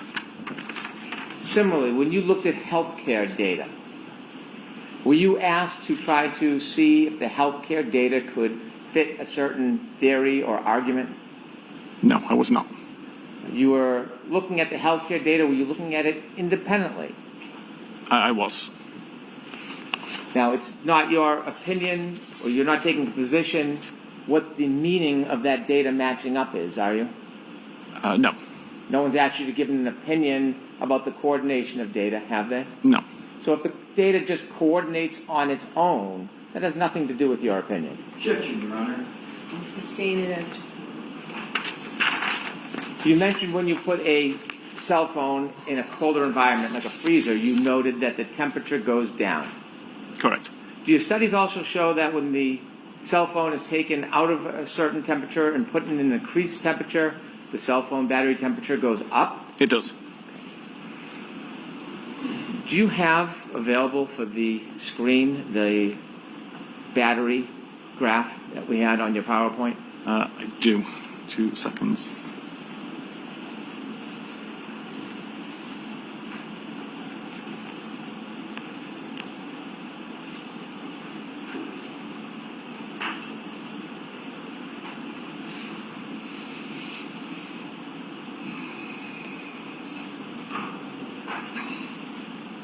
If you could go back one to where it's just the chart, please. And if you could enlarge it, we'll start near the top.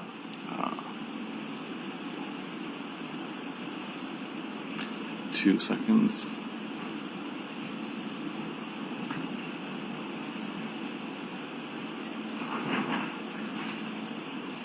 Okay.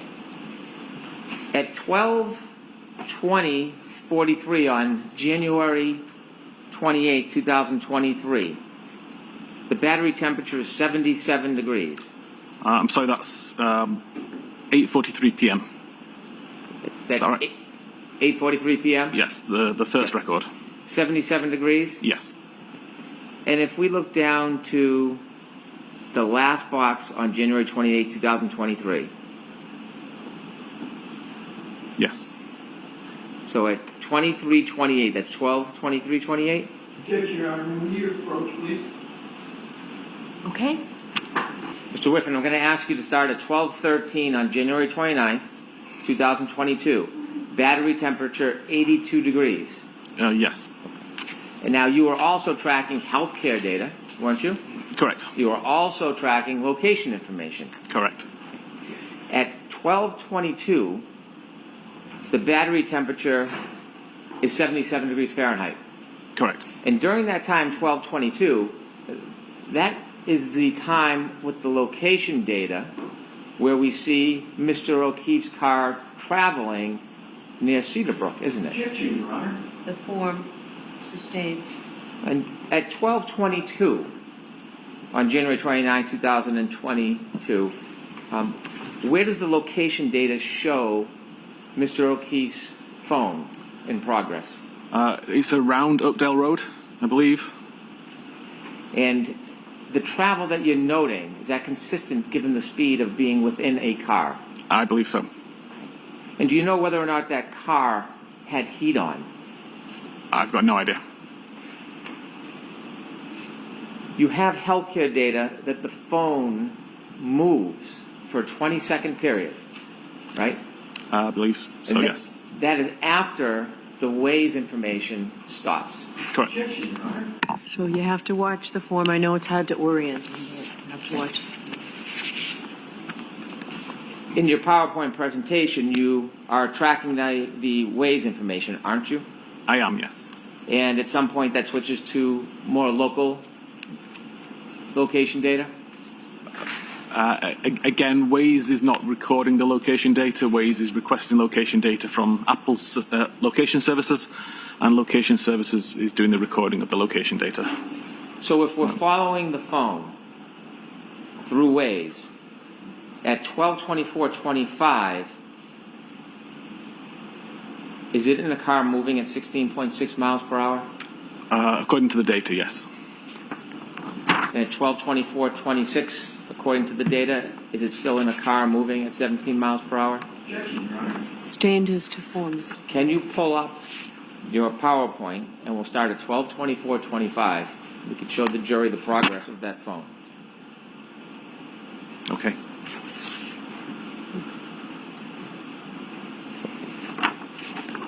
And at 12:24:25, how fast is Mr. O'Keefe's cell phone moving? The data on the device says that it was moving at around 16.6 miles per hour. Next page, 24:26. 17 miles per hour. Next page, 24:27. 15.9 miles per hour. Next page, 24:28. 14.5 miles per hour. 24:29. 12.1 miles per hour. 24:30. 11.5 miles per hour. 24:31. 10.4 miles per hour. 24:32. 8.9 miles per hour. 24:33. 7 miles per hour. 24:34. 5.2 miles per hour. 24:35. 3.5 miles per hour. 24:36. 3.2 miles per hour. 24:37. 1.4 miles per hour. And 2438. 0 miles per hour or 0 meters per second. And at 2438, that phone is stopped near the flagpole?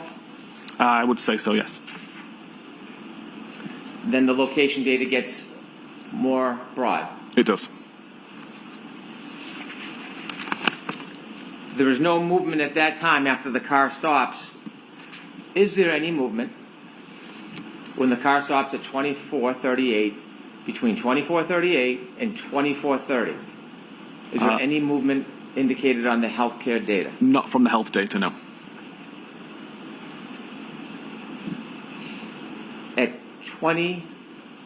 At 12:31:57, does the phone demonstrate any movement?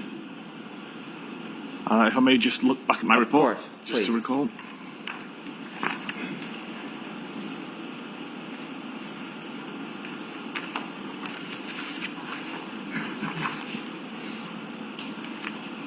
What time was that, sorry? 12:31:57.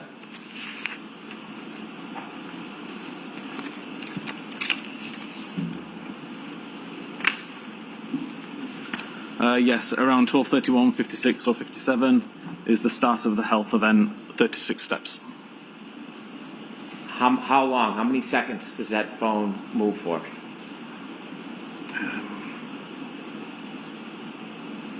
Uh, 20 seconds. 12:31:56 to 12:32:16. Correct.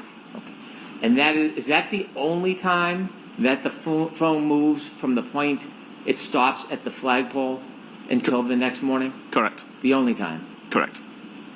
12:31:56 to 12:32:16. Yes. And when that phone moves, you can't tell if it's walking a straight line or in a circle. Correct. You don't know if the phone is pacing back and forth. Objection, Your Honor. Sustained as to form. Can you tell how far a phone moves from its origin, from its original point when you're counting steps? No. iOS creates the calculation, number of steps times the person's gait, and provides the 25.4 meters value. At 12:32:16, when that phone stops moving, John O'Keefe's phone stops moving, do you know the next time it moves again? Objection, Your Honor. I'm going to allow it. It's approximately 6:15. Now, less than 5 minutes later, 12:37, that battery in that cell phone gets another temperature reading, doesn't it? It does. Does it go up? It goes down. And it goes down to what degrees? 72 degrees. And over the next 8 minutes, does that temperature even or go up? At 43 minutes past, there was another reading of 66 Fahrenheit.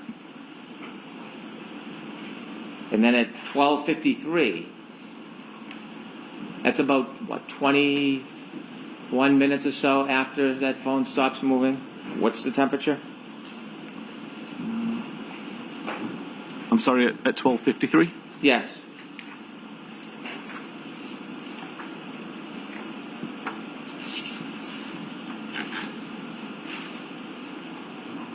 Oh, 61 Fahrenheit. 61 degrees? Yes. And over the next 14 minutes, does it drop again? It does. It drops to 55 degrees at 1:07. And at 1:36 a.m. that morning, It's down to 50 degrees. and this health data shows that that phone hasn't moved. But does Correct. this healthcare data show that this phone hasn't moved since There's 12:32:16? no more steps were recorded. Now, you had studies where you put the phone in a freezer. Correct. When you put the phone in the freezer, did you wrap it in anything? I didn't know. Did you use any type of heat source that would slow down the process of the temperature dropping? No. Let me ask you a hypothetical. If a person, a human, was lying prone on a cell phone outside and had a body temperature directly touching the phone, in your opinion, could that slow the process of the temperature decreasing as compared to just simply putting a phone in a freezer? Objection, Your Honor. Sustained.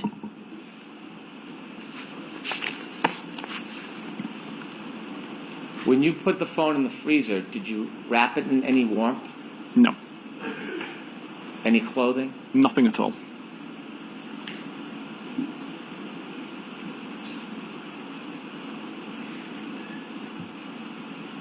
Now, you don't know the temperature, but you said there was a blizzard outside? That's my understanding, yes. At 6:06 a.m., is there a change in the battery temperature of John O'Keefe's phone? Yes, the temperature has dropped to 43 degrees Fahrenheit. So there's a 7-degree drop in temperature at 6:06. Correct. Were you shared any of the facts or information that has nothing to do with data and science? Were you shared any facts or information about what may have occurred to that cell phone and its exposure to colder air that morning, minutes prior to 6:06 a.m.? I may have heard around that time is when John was found. Objection, Your Honor. Strike. Uh, So could you answer the question, yes or no, that Mr. Brennan asked you? Did anybody share information with you about that, sir? Nobody shared it with me, no.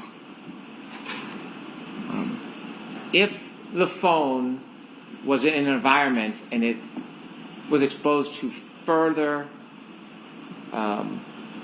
colder air or drop in temperature, could it register a reading? I'm sorry, can you just ask that again? Sure. Let me ask a different question. The phone drops to 43 degrees, John's phone at 6:06. 6:14. Is there another change with this phone dropping in temperature? Yes, it drops to 37 Fahrenheit. Do you know what, if anything, happened as far as the environment that phone was exposed to seconds before 6:14? I don't know. Do you know if that phone at 6:15:01 was then placed in a warmer environment like a pocket or a car? Do you I know? have no idea. But your data shows at 6:35 there's an increase in temperature, Correct. doesn't it? It does. So at 6:14 you don't know if there's been any increased exposure, do you?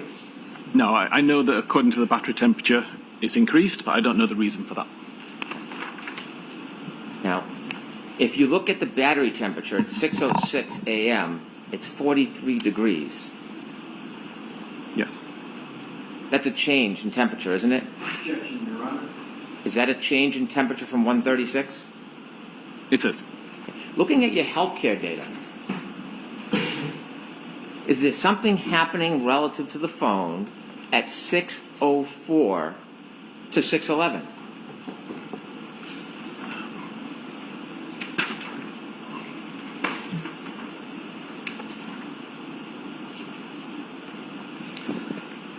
There is. That is 432 steps were recorded at that time. Can a phone record steps if it's being moved back and forth? It may record some. It's difficult to say how many would be misunderstood as being steps taken. If you're shaking an object that moves the phone violently, could it record steps? Again, potentially it could record some, but it's not a consistent enough pattern of movement for it to be recorded as lots of steps. Now at 6:14, the temperature is 37 degrees, and you just offered us that by 6:35, over the next 21 minutes, the degrees goes up by 6 degrees. Correct. You don't know what was happening with that phone at 6:15:01, do you? I don't. I'll allow it. Do you know? I don't know. No. Next question. But what you do know is this healthcare data at 6:15:14, Correct. and that demonstrates what? At 6:15:14, it was the start of 180 steps. So the phone at 6:15:14 is again moving. Correct. And after that starts moving wherever the phone may go, it starts getting warmer temperature. Correct.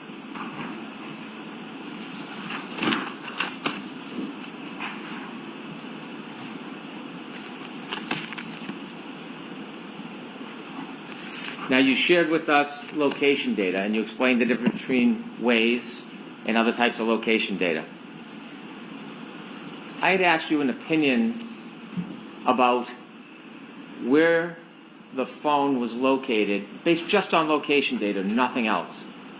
And when I asked you that opinion, I didn't ask you to a reasonable degree of scientific certainty, did I? I don't recall. I asked you if it was consistent Yes. with being near the flagpole the entire night. Objection, Your Honor. Sustained. Based on location data alone, are you offering an opinion to a reasonable degree of scientific certainty where that phone was? It's difficult to say with a reasonable degree of certainty based on the randomness of the location data. I'm going to ask you to keep your voice up, Mr. Whiffin. Could we turn the AC off, please? Thank you. No, it's difficult to give an answer based to a high degree of scientific certainty based on the sporadic nature of the records that night. Based on the data you have, just on location data alone, is that location data consistent with that phone being near the flagpole area from midnight until 6:15 the next morning? It is, yes. There's also information because the broadness that it could have been somewhere else. Correct. Yet it is consistent. It is. You didn't just rely on location data for your opinion, though. I didn't know. Objection, Your Honor. Watch the form, Mr. Brennan. Sustained. Did you rely just on location data for your opinion? No, I did not. Did you also consider the health data? I did. And did you also consider the battery temperature? Objection, Your Honor. Sustained. In addition to location data, what are the other things you considered, in your opinion, to a reasonable degree of scientific certainty that that phone was at the flagpole the entire night from 12:30 until 6 the next morning? Objection, Your Honor. I'm going to allow that. It was based on the location data that recorded high accuracy, based on the health data that showed when the device moved and how far, based on the battery temperature information, and based on the Doppler face detection information. Let me ask you some more questions about the health data. You were shown pieces of information on examination. You told us that health data, well, the phone was it your opinion the phone was in the car until it stopped at the flagpole? Objection, Your Honor. Sustained. At 12:31:56 and 12:32:16, does the data show that is the time that the phone was moving? At what time, sorry? 12:31:56 to 12:32:16. And sorry, the rest of the question was? Does that demonstrate movement of the phone at that time?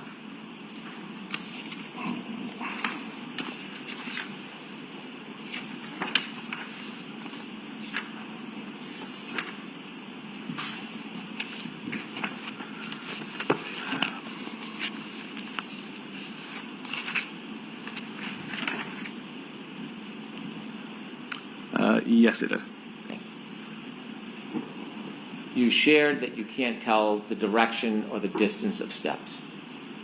Objection, Your Honor. If, I'm sorry, go ahead. no, please. Pardon me. If that phone moved from the flagpole in a straight line away from the flagpole, like, for example, towards the house,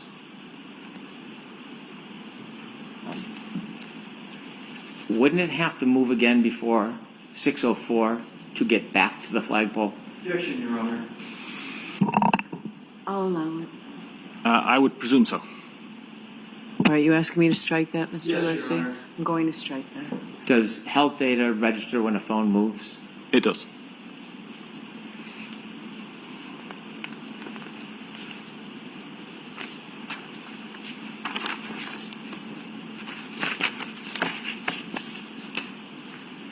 I'll ask you some more detailed questions about your research into a phone that's been attributed to Jennifer McCabe. You looked at one piece of your report on the screen, and that was a phone call register. Oh, yes. Could you turn to that phone call register, please? What are we doing with the slide that's up there, Mr. Brennan? I would like to change it to the phone call register if possible. Oh, it's not me.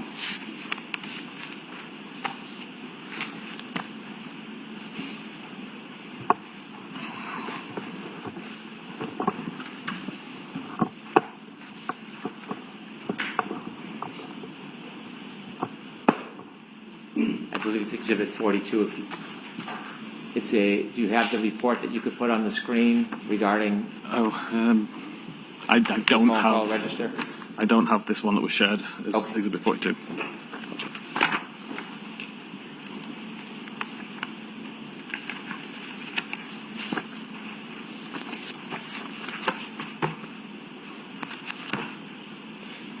This is now marked as Exhibit 42.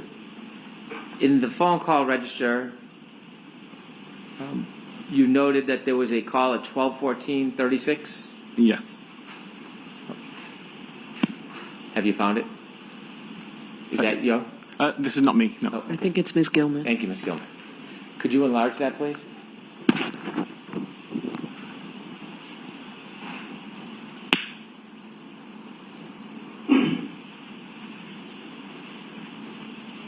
Which portion of it? Up the top part. The first 4 or 5 calls. Thank you. And we need it larger, Ms. Gilman, please.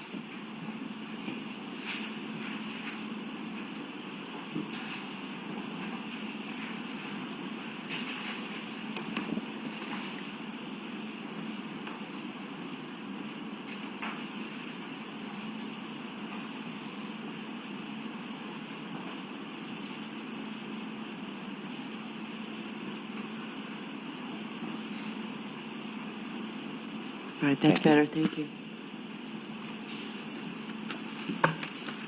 On examination, you read that at 12:14:36, there was a phone call incoming Yes. that appeared to be from Jennifer McCabe. Correct. At 12:14:36, the location information is the John O'Keefe's cell phone at Fairview by that point? Objection, Your Honor. Is the question, is it? Yes, is it? No. And then at 12:18:47, there's another call, and again from Jen McCabe. That's an outgoing call to Jen McCabe. It's an outgoing call to Jennifer McCabe. Yes. 12:18:47, the location information, does that place Mr. O'Keefe's cell phone at Fairview? No, it does not. Then at 12:29:44, there's an 8-second call that you said you believe is answered. Do you know if there was any conversation in that call? No way to know if there's any conversation. And at 12:29:44, does the location information place John O'Keefe's cell phone somewhere It does at Fairview Road. at the flagpole? Yes. Objection, Your Honor. I'll strike that. Thank you. Now, there is not a call. Well, let me ask you the next call. What time is the next call? 33 minutes and 35 seconds after midnight. And who's that call from? From Karen Reed. Is that before or after John O'Keefe's health data stops? After.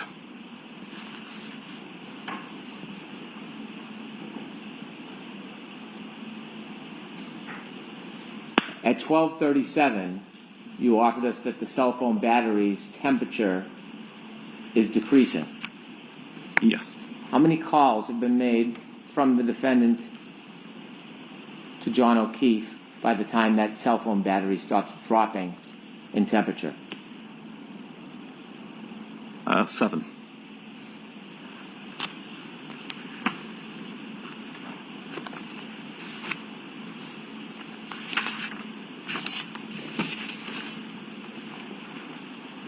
I want to turn now to some questions about your analysis of Ms. McCabe's phone. You were asked about hash values, a way of trying to confirm the integrity of the data on a extraction. Yes.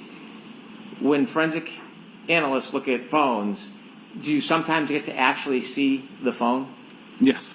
Do you sometimes have to use an extraction, a copy of the phone? Yes. Is it important to try to look and research or search the item to determine whether or not there's been any tampering? Yes. You were asked if hash values is one way to do that. I was.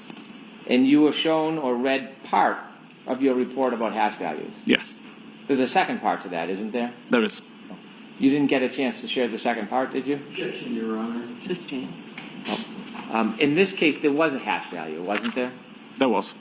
Now, just so we can understand simply, how is a hash value created during the extraction process? What does that mean in very, very simple terms? At the end of the extraction, an algorithm is run on every piece of, every byte of data within the extraction, and it comes out with a value at the end. The idea is that if any of that data ever changes, be it through user interaction or through corruption of data in how it was stored, then that value will change at the end. You mentioned Gray Key. Is that a software, hardware that makes the copy of the phone? It's a piece of hardware and includes software. How commonly is Gray Key used in the industry? It's very common. Did I hear you say that with Gray Key, the hash value is never authenticated? Objection, Your Honor. Sustained is to fall. Does Gray Key authenticate the hash value? The hash value is placed inside a PDF which is not signed. And is that common or typical in the industry? That is the way that Gray Key do it. Was there anything anomaly or untoward or different about the way this one was done? No. Did the hash value from the Gray Key extraction match the hash value? It did. Anything irregular whatsoever about it? No, not that I can see. Now, you don't just read software programs when they spit out reports, do you? No. As an analyst, as one of the leaders of Cellebrite, do you have a history of being a researcher? Yes, I do. A history of study? Yes. Have you written reports and papers for people to learn? I've written multiple blogs, done multiple presentations, webinars. Some of my blog posts have become peer-reviewed articles. Okay. Is it sufficient to simply look at a report that is generated by Cellebrite or Axiom or any other service and make conclusions just on the report? I don't believe it is, no. Why do you think that's imprudent? Sorry? Why do you think that is not prudent to simply rely on a report? Objection, Your Honor. I'm going to allow him to answer. The tools are very good at surfacing data, but I believe it's up to the examiner to understand what that data means and to provide context to the information which the tool itself can't give. And when you were considering the hash value and determining whether or not you thought there was anything wrong with the data, aside from the hash value, how do you do that? How do I do How what? do you make a determination whether or not this has integrity, the data hasn't been tampered with, so to speak? Okay. So, notwithstanding the hash value, I'd be looking for issues with the data that don't make sense.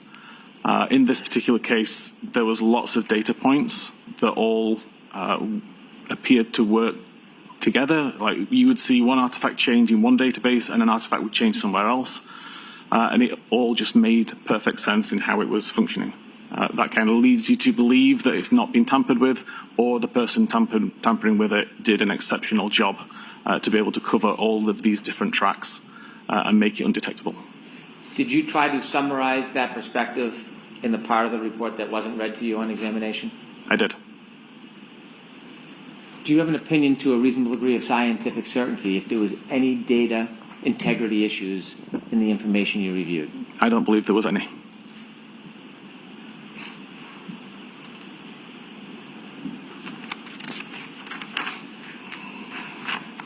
characterized on examination, there was a dispute about the time origin of the search, how long to die in cold.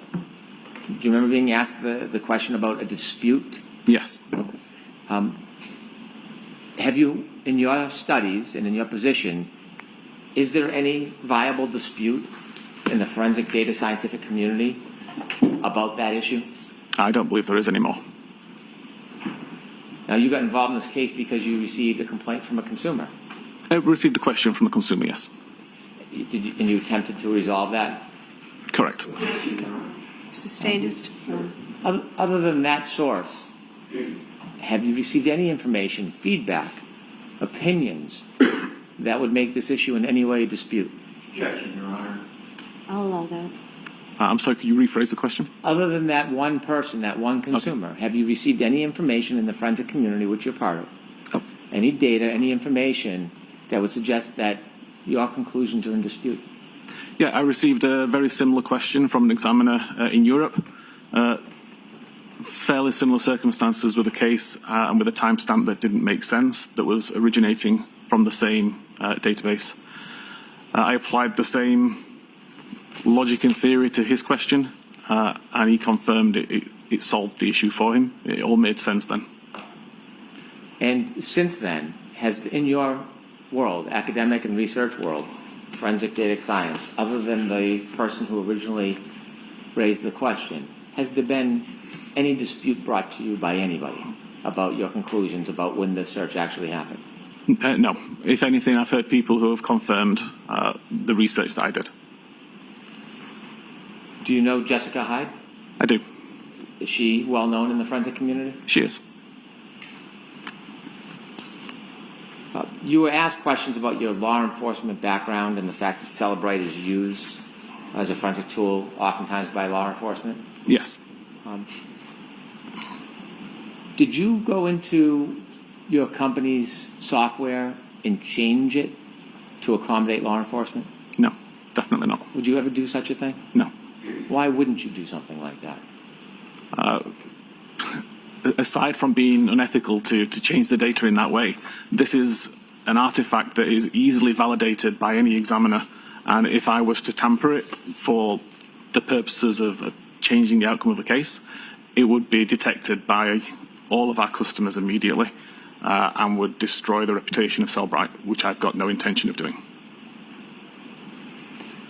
Before a prior proceeding, the printout from the software, when it was showing the timestamp of the Safari search, was it labeled something in particular before?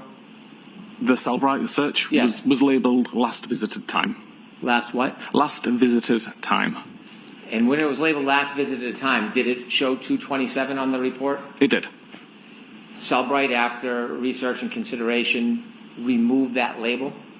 We removed the timestamp when we determined that it was not relevant to the last time that that page was visited. Why was it important to remove that timestamp from the program and the software? It was clearly causing confusion. Does the company have concerns when consumers are confused about information? Of course, yes. Do companies have concerns if a consumer tries to manipulate the use of that information? Of course.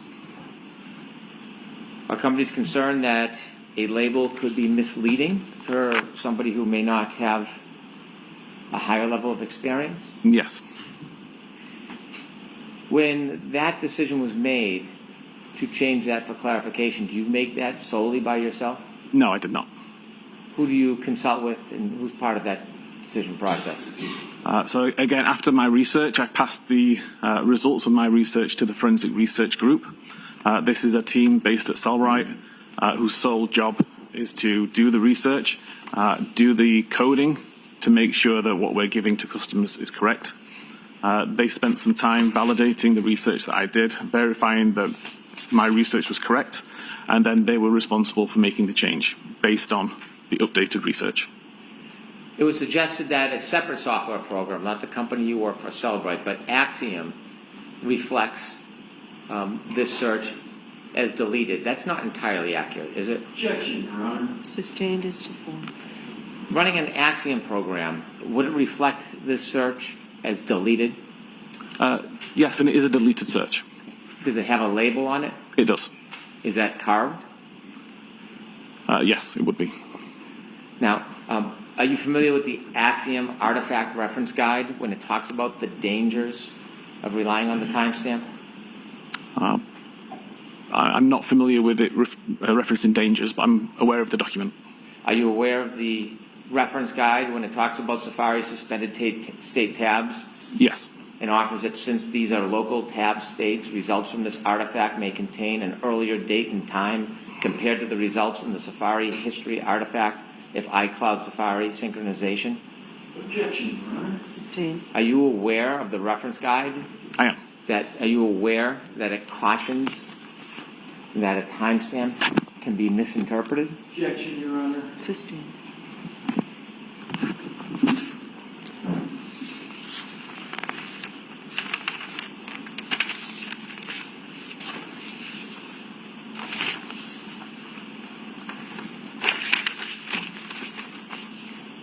Sir, when you came to your opinion that the search for how long to die in the cold at 6:23 and 6:24 in the morning of January 29, 2022, was the time that they were actually inputted, not 2:27. In forming your opinion, did you consider both Cellebrite and Axiom software? I did. Did you consider other tools as well? Yes, my own. And tell us a little bit about your own tool. Again, this is a tool I've been writing for approximately 5 or 6 years now. Partially for fun, partially for research purposes. And it's a tool I make available to other examiners globally. And sir, when you were trying to examine these searches that in your opinion were 6:23 and 6:24 a.m., did you ever try to test it yourself and actually take a phone so you could either prove or disprove to yourself that that earlier timestamp didn't mean it was the time that it was searched? Oh, definitely. Yes, that's the kind of thing I do all the time when verifying artifacts.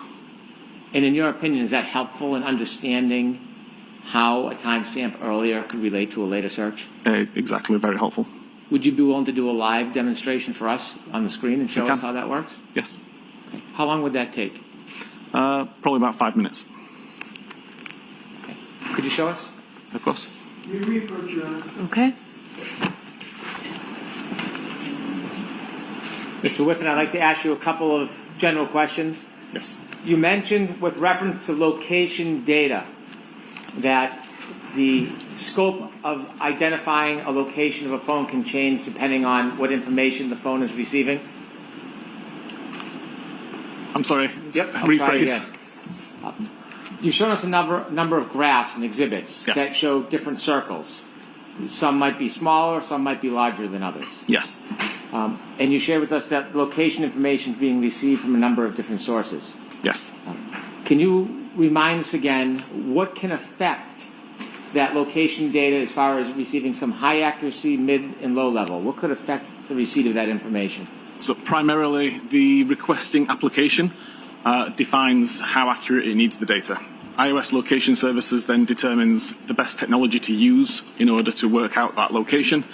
And it can use GPS information for the most accurate. It can use Wi-Fi cell sighting, so it understands the Wi-Fi networks that it can detect close by, and it knows where those networks are. And from that, it can derive where it itself is. Similar idea with both Bluetooth beacons and with cell tower technology. It understands where the cell towers are, it understands where the Bluetooth beacons are, and if it can see those particular cell towers or beacons, it knows roughly where itself must be. You share with us there are some factors that can affect that location data, Yes. in addition to being in a building, like a house or a business. That's one way it can be affected. It is. And there are other ways as well, isn't there? There are. And could you share again the other ways that location information could change? Yeah, the weather can play an effect on it. The geography of the area, whether it's in a rural or urban environment, other kinds of interference. if there are other items close by that are emitting electrical interference, it could affect the location data as well. How about a body being on the phone? Could that affect location data? Objection, Your Honor. Ask it differently.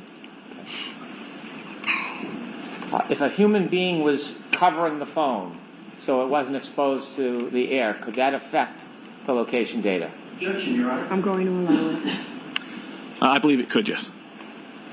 You were shown Exhibit 40. It was one select piece of your report. It was a graph. With the court's permission, I'd like to show Exhibit 40. Yes. Exhibit 40 has two circles, one darker, one white. Yes, And do you remember being asked questions about this particular exhibit? I do. And in addition to this exhibit, is there other information in your report that wasn't shown to you that would put this in context? There is. This exhibit is to demonstrate a window of when location data was taken for a particular time. Objection, Your Honor. Watch the form of the question. Mr. This photograph, what does it represent? There were two particular time periods of approximately 5 seconds where multiple records showed identical latitude and longitude. So the same center point of the radius, but the radius themselves differed. So in this case, the white circle or the white circles show the lowest accuracy and the highest accuracy for 5 records that were all within a 5-second time period. And that shared the same latitude longitude as the central point. And looking at this snapshot of 5 seconds, is this still consistent with your opinion that to a reasonable degree of scientific certainty, you opine that the cell phone was in the flagpole area the entire evening of January 29th, 2022? Objection, Your Honor. I'm going to allow it. Yes, it still aligns with my opinion. When you provide a report with all the different graphs and explanations, do you expect it's going to be shared with the defense attorneys? Of course. And you understand in this case everything is shared. Of course. And when you shared your report with this piece of information, did you include a summary chart that wasn't shown to you on examination? I believe I did, yes. May I approach? Yes.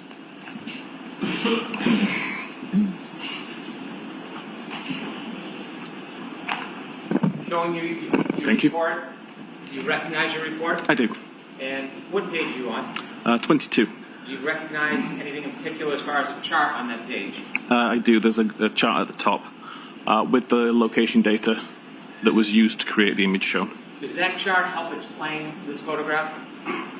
It does. And move that chart into evidence. Any objection, Mr. Alessi? No objection, Your Honor.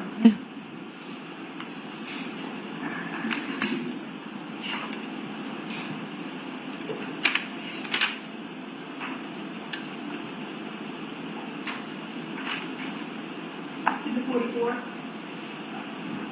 Thank you. With the court's permission, I'd like Ms. Gilman to show us the chart. Yes.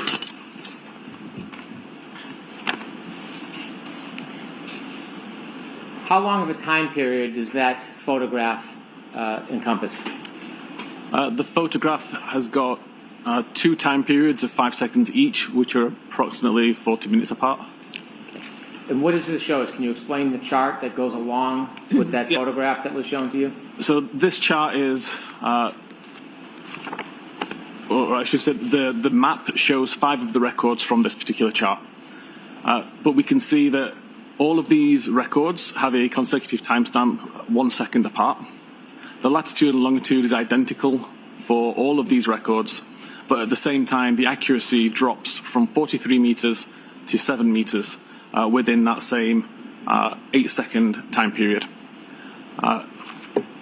The idea was to demonstrate that if you had one of these records on its own, if you only had the 43-meter accurate record, for example, then the phone could be anywhere within that 43-meter radius. But as time goes on, the accuracy is refined. The same central point is used by iOS, but we've now got an accuracy of 7 meters. And again, if we were to say that the phone is anywhere within that 7 meters, it's a much more accurate representation, according to the data, than the 43 meters would be. And with an 8-second time period, if the device was actually moving during that time, I wouldn't expect to see the latitude and longitude remain exactly the same. There'd be some degree of movement in the coordinates. When you're producing location information in the circles that represent the location change, small, medium, large, at different times, does this chalk help represent that there can be changes in the location data, but the item can remain dormant? So ask that differently, Mr. Brennan. What is the exact point of the demonstration or this chalk? How does that help us understand the movement or the lack of movement of a cell phone? I believe it demonstrates the fact that the phone is constantly refining the location data or the accuracy of the location data, even though it's using the same central point, the latitude and longitude, as the reference point. It doesn't necessarily mean the device had to move. If I could go back to Exhibit 40, please. So looking at your photograph that you were asked about, there are two different circles, one dark and one light. Yes. And those circles are in different spots. Yes. Based on the chalk, the chart you just showed us, are both of those different color circles consistent with a phone being in the same spot and not moving? The previous chart that was shown only accounts for the white circles on this map.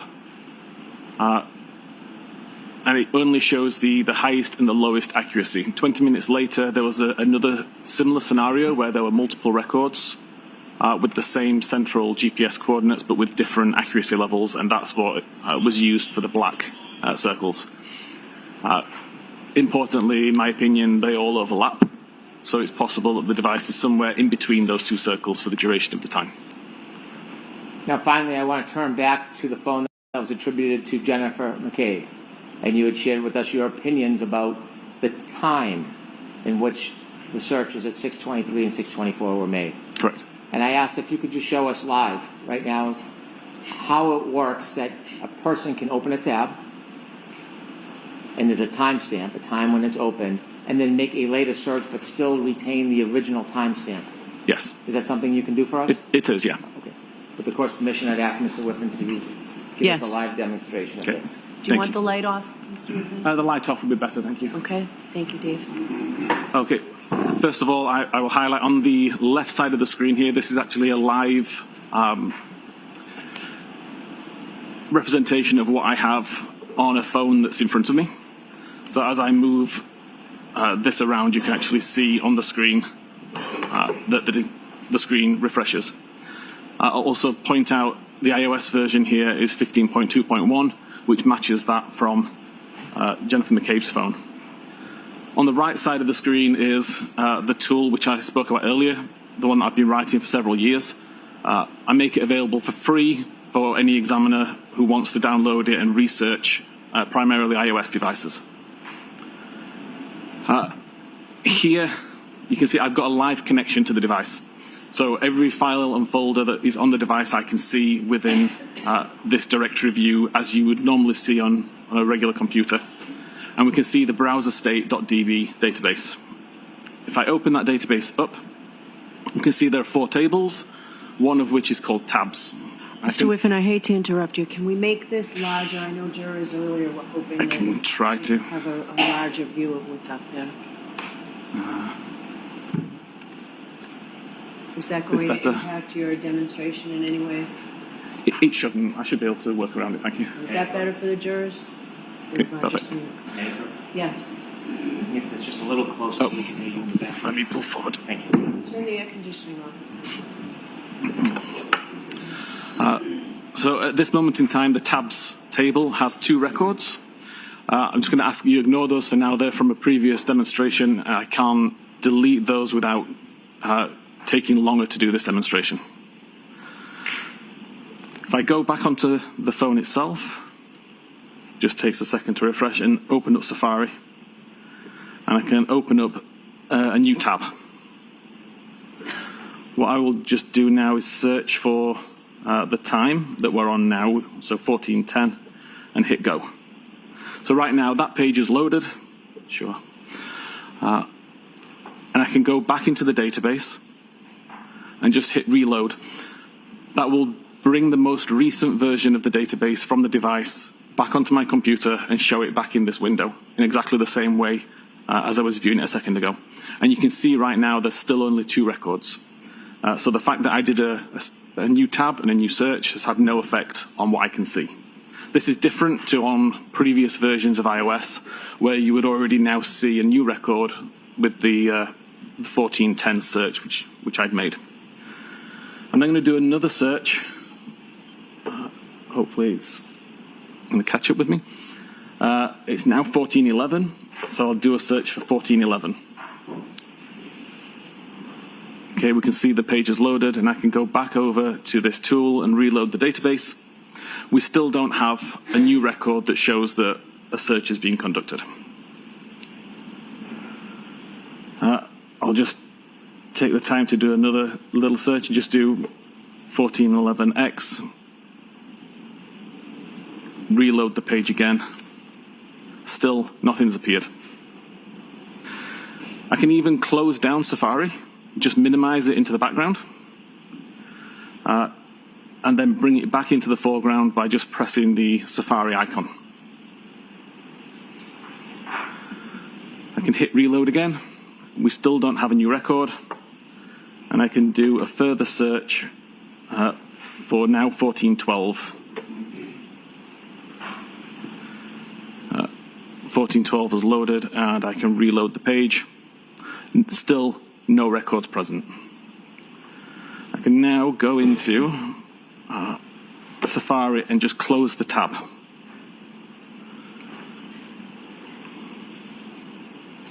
So now that tab is closed, and I can just prove that. So that tab is now closed, and I can go back over here and reload, and you'll see a new record has appeared. I'm just going to change the time zone just so that this shows accurately, and tell my tool to treat the timestamps as Eastern time. So we look at this particular record. You can see the title is 1412. That's the last item that I searched for. We can see the URL is the google.ca /search 1412. Again, that is the content that I searched for. And then we see this field here, the last viewed timestamp. And the time here still says 1410 because that's the time that I first loaded the tab.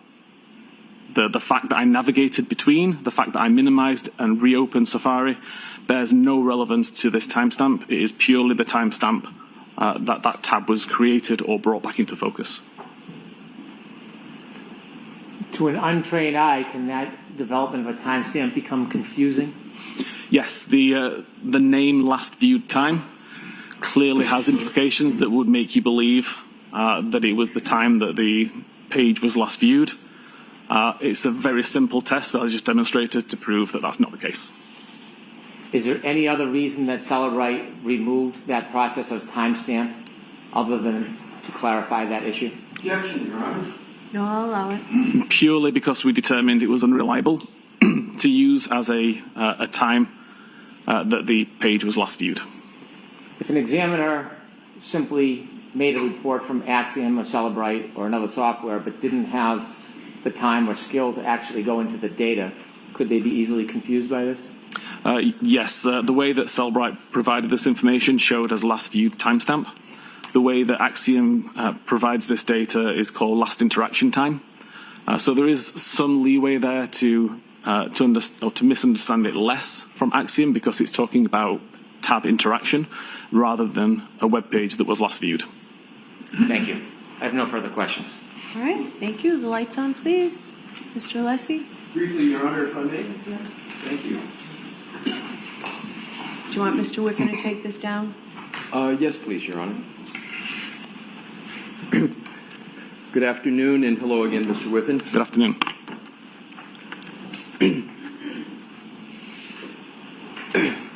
Magnet forensics axiom still shows a 2:27:40 a.m. timestamp on its forensic tool, correct? Correct. And Magnet Forensic is a reliable forensic tool company, correct? As reliable as they come, yes.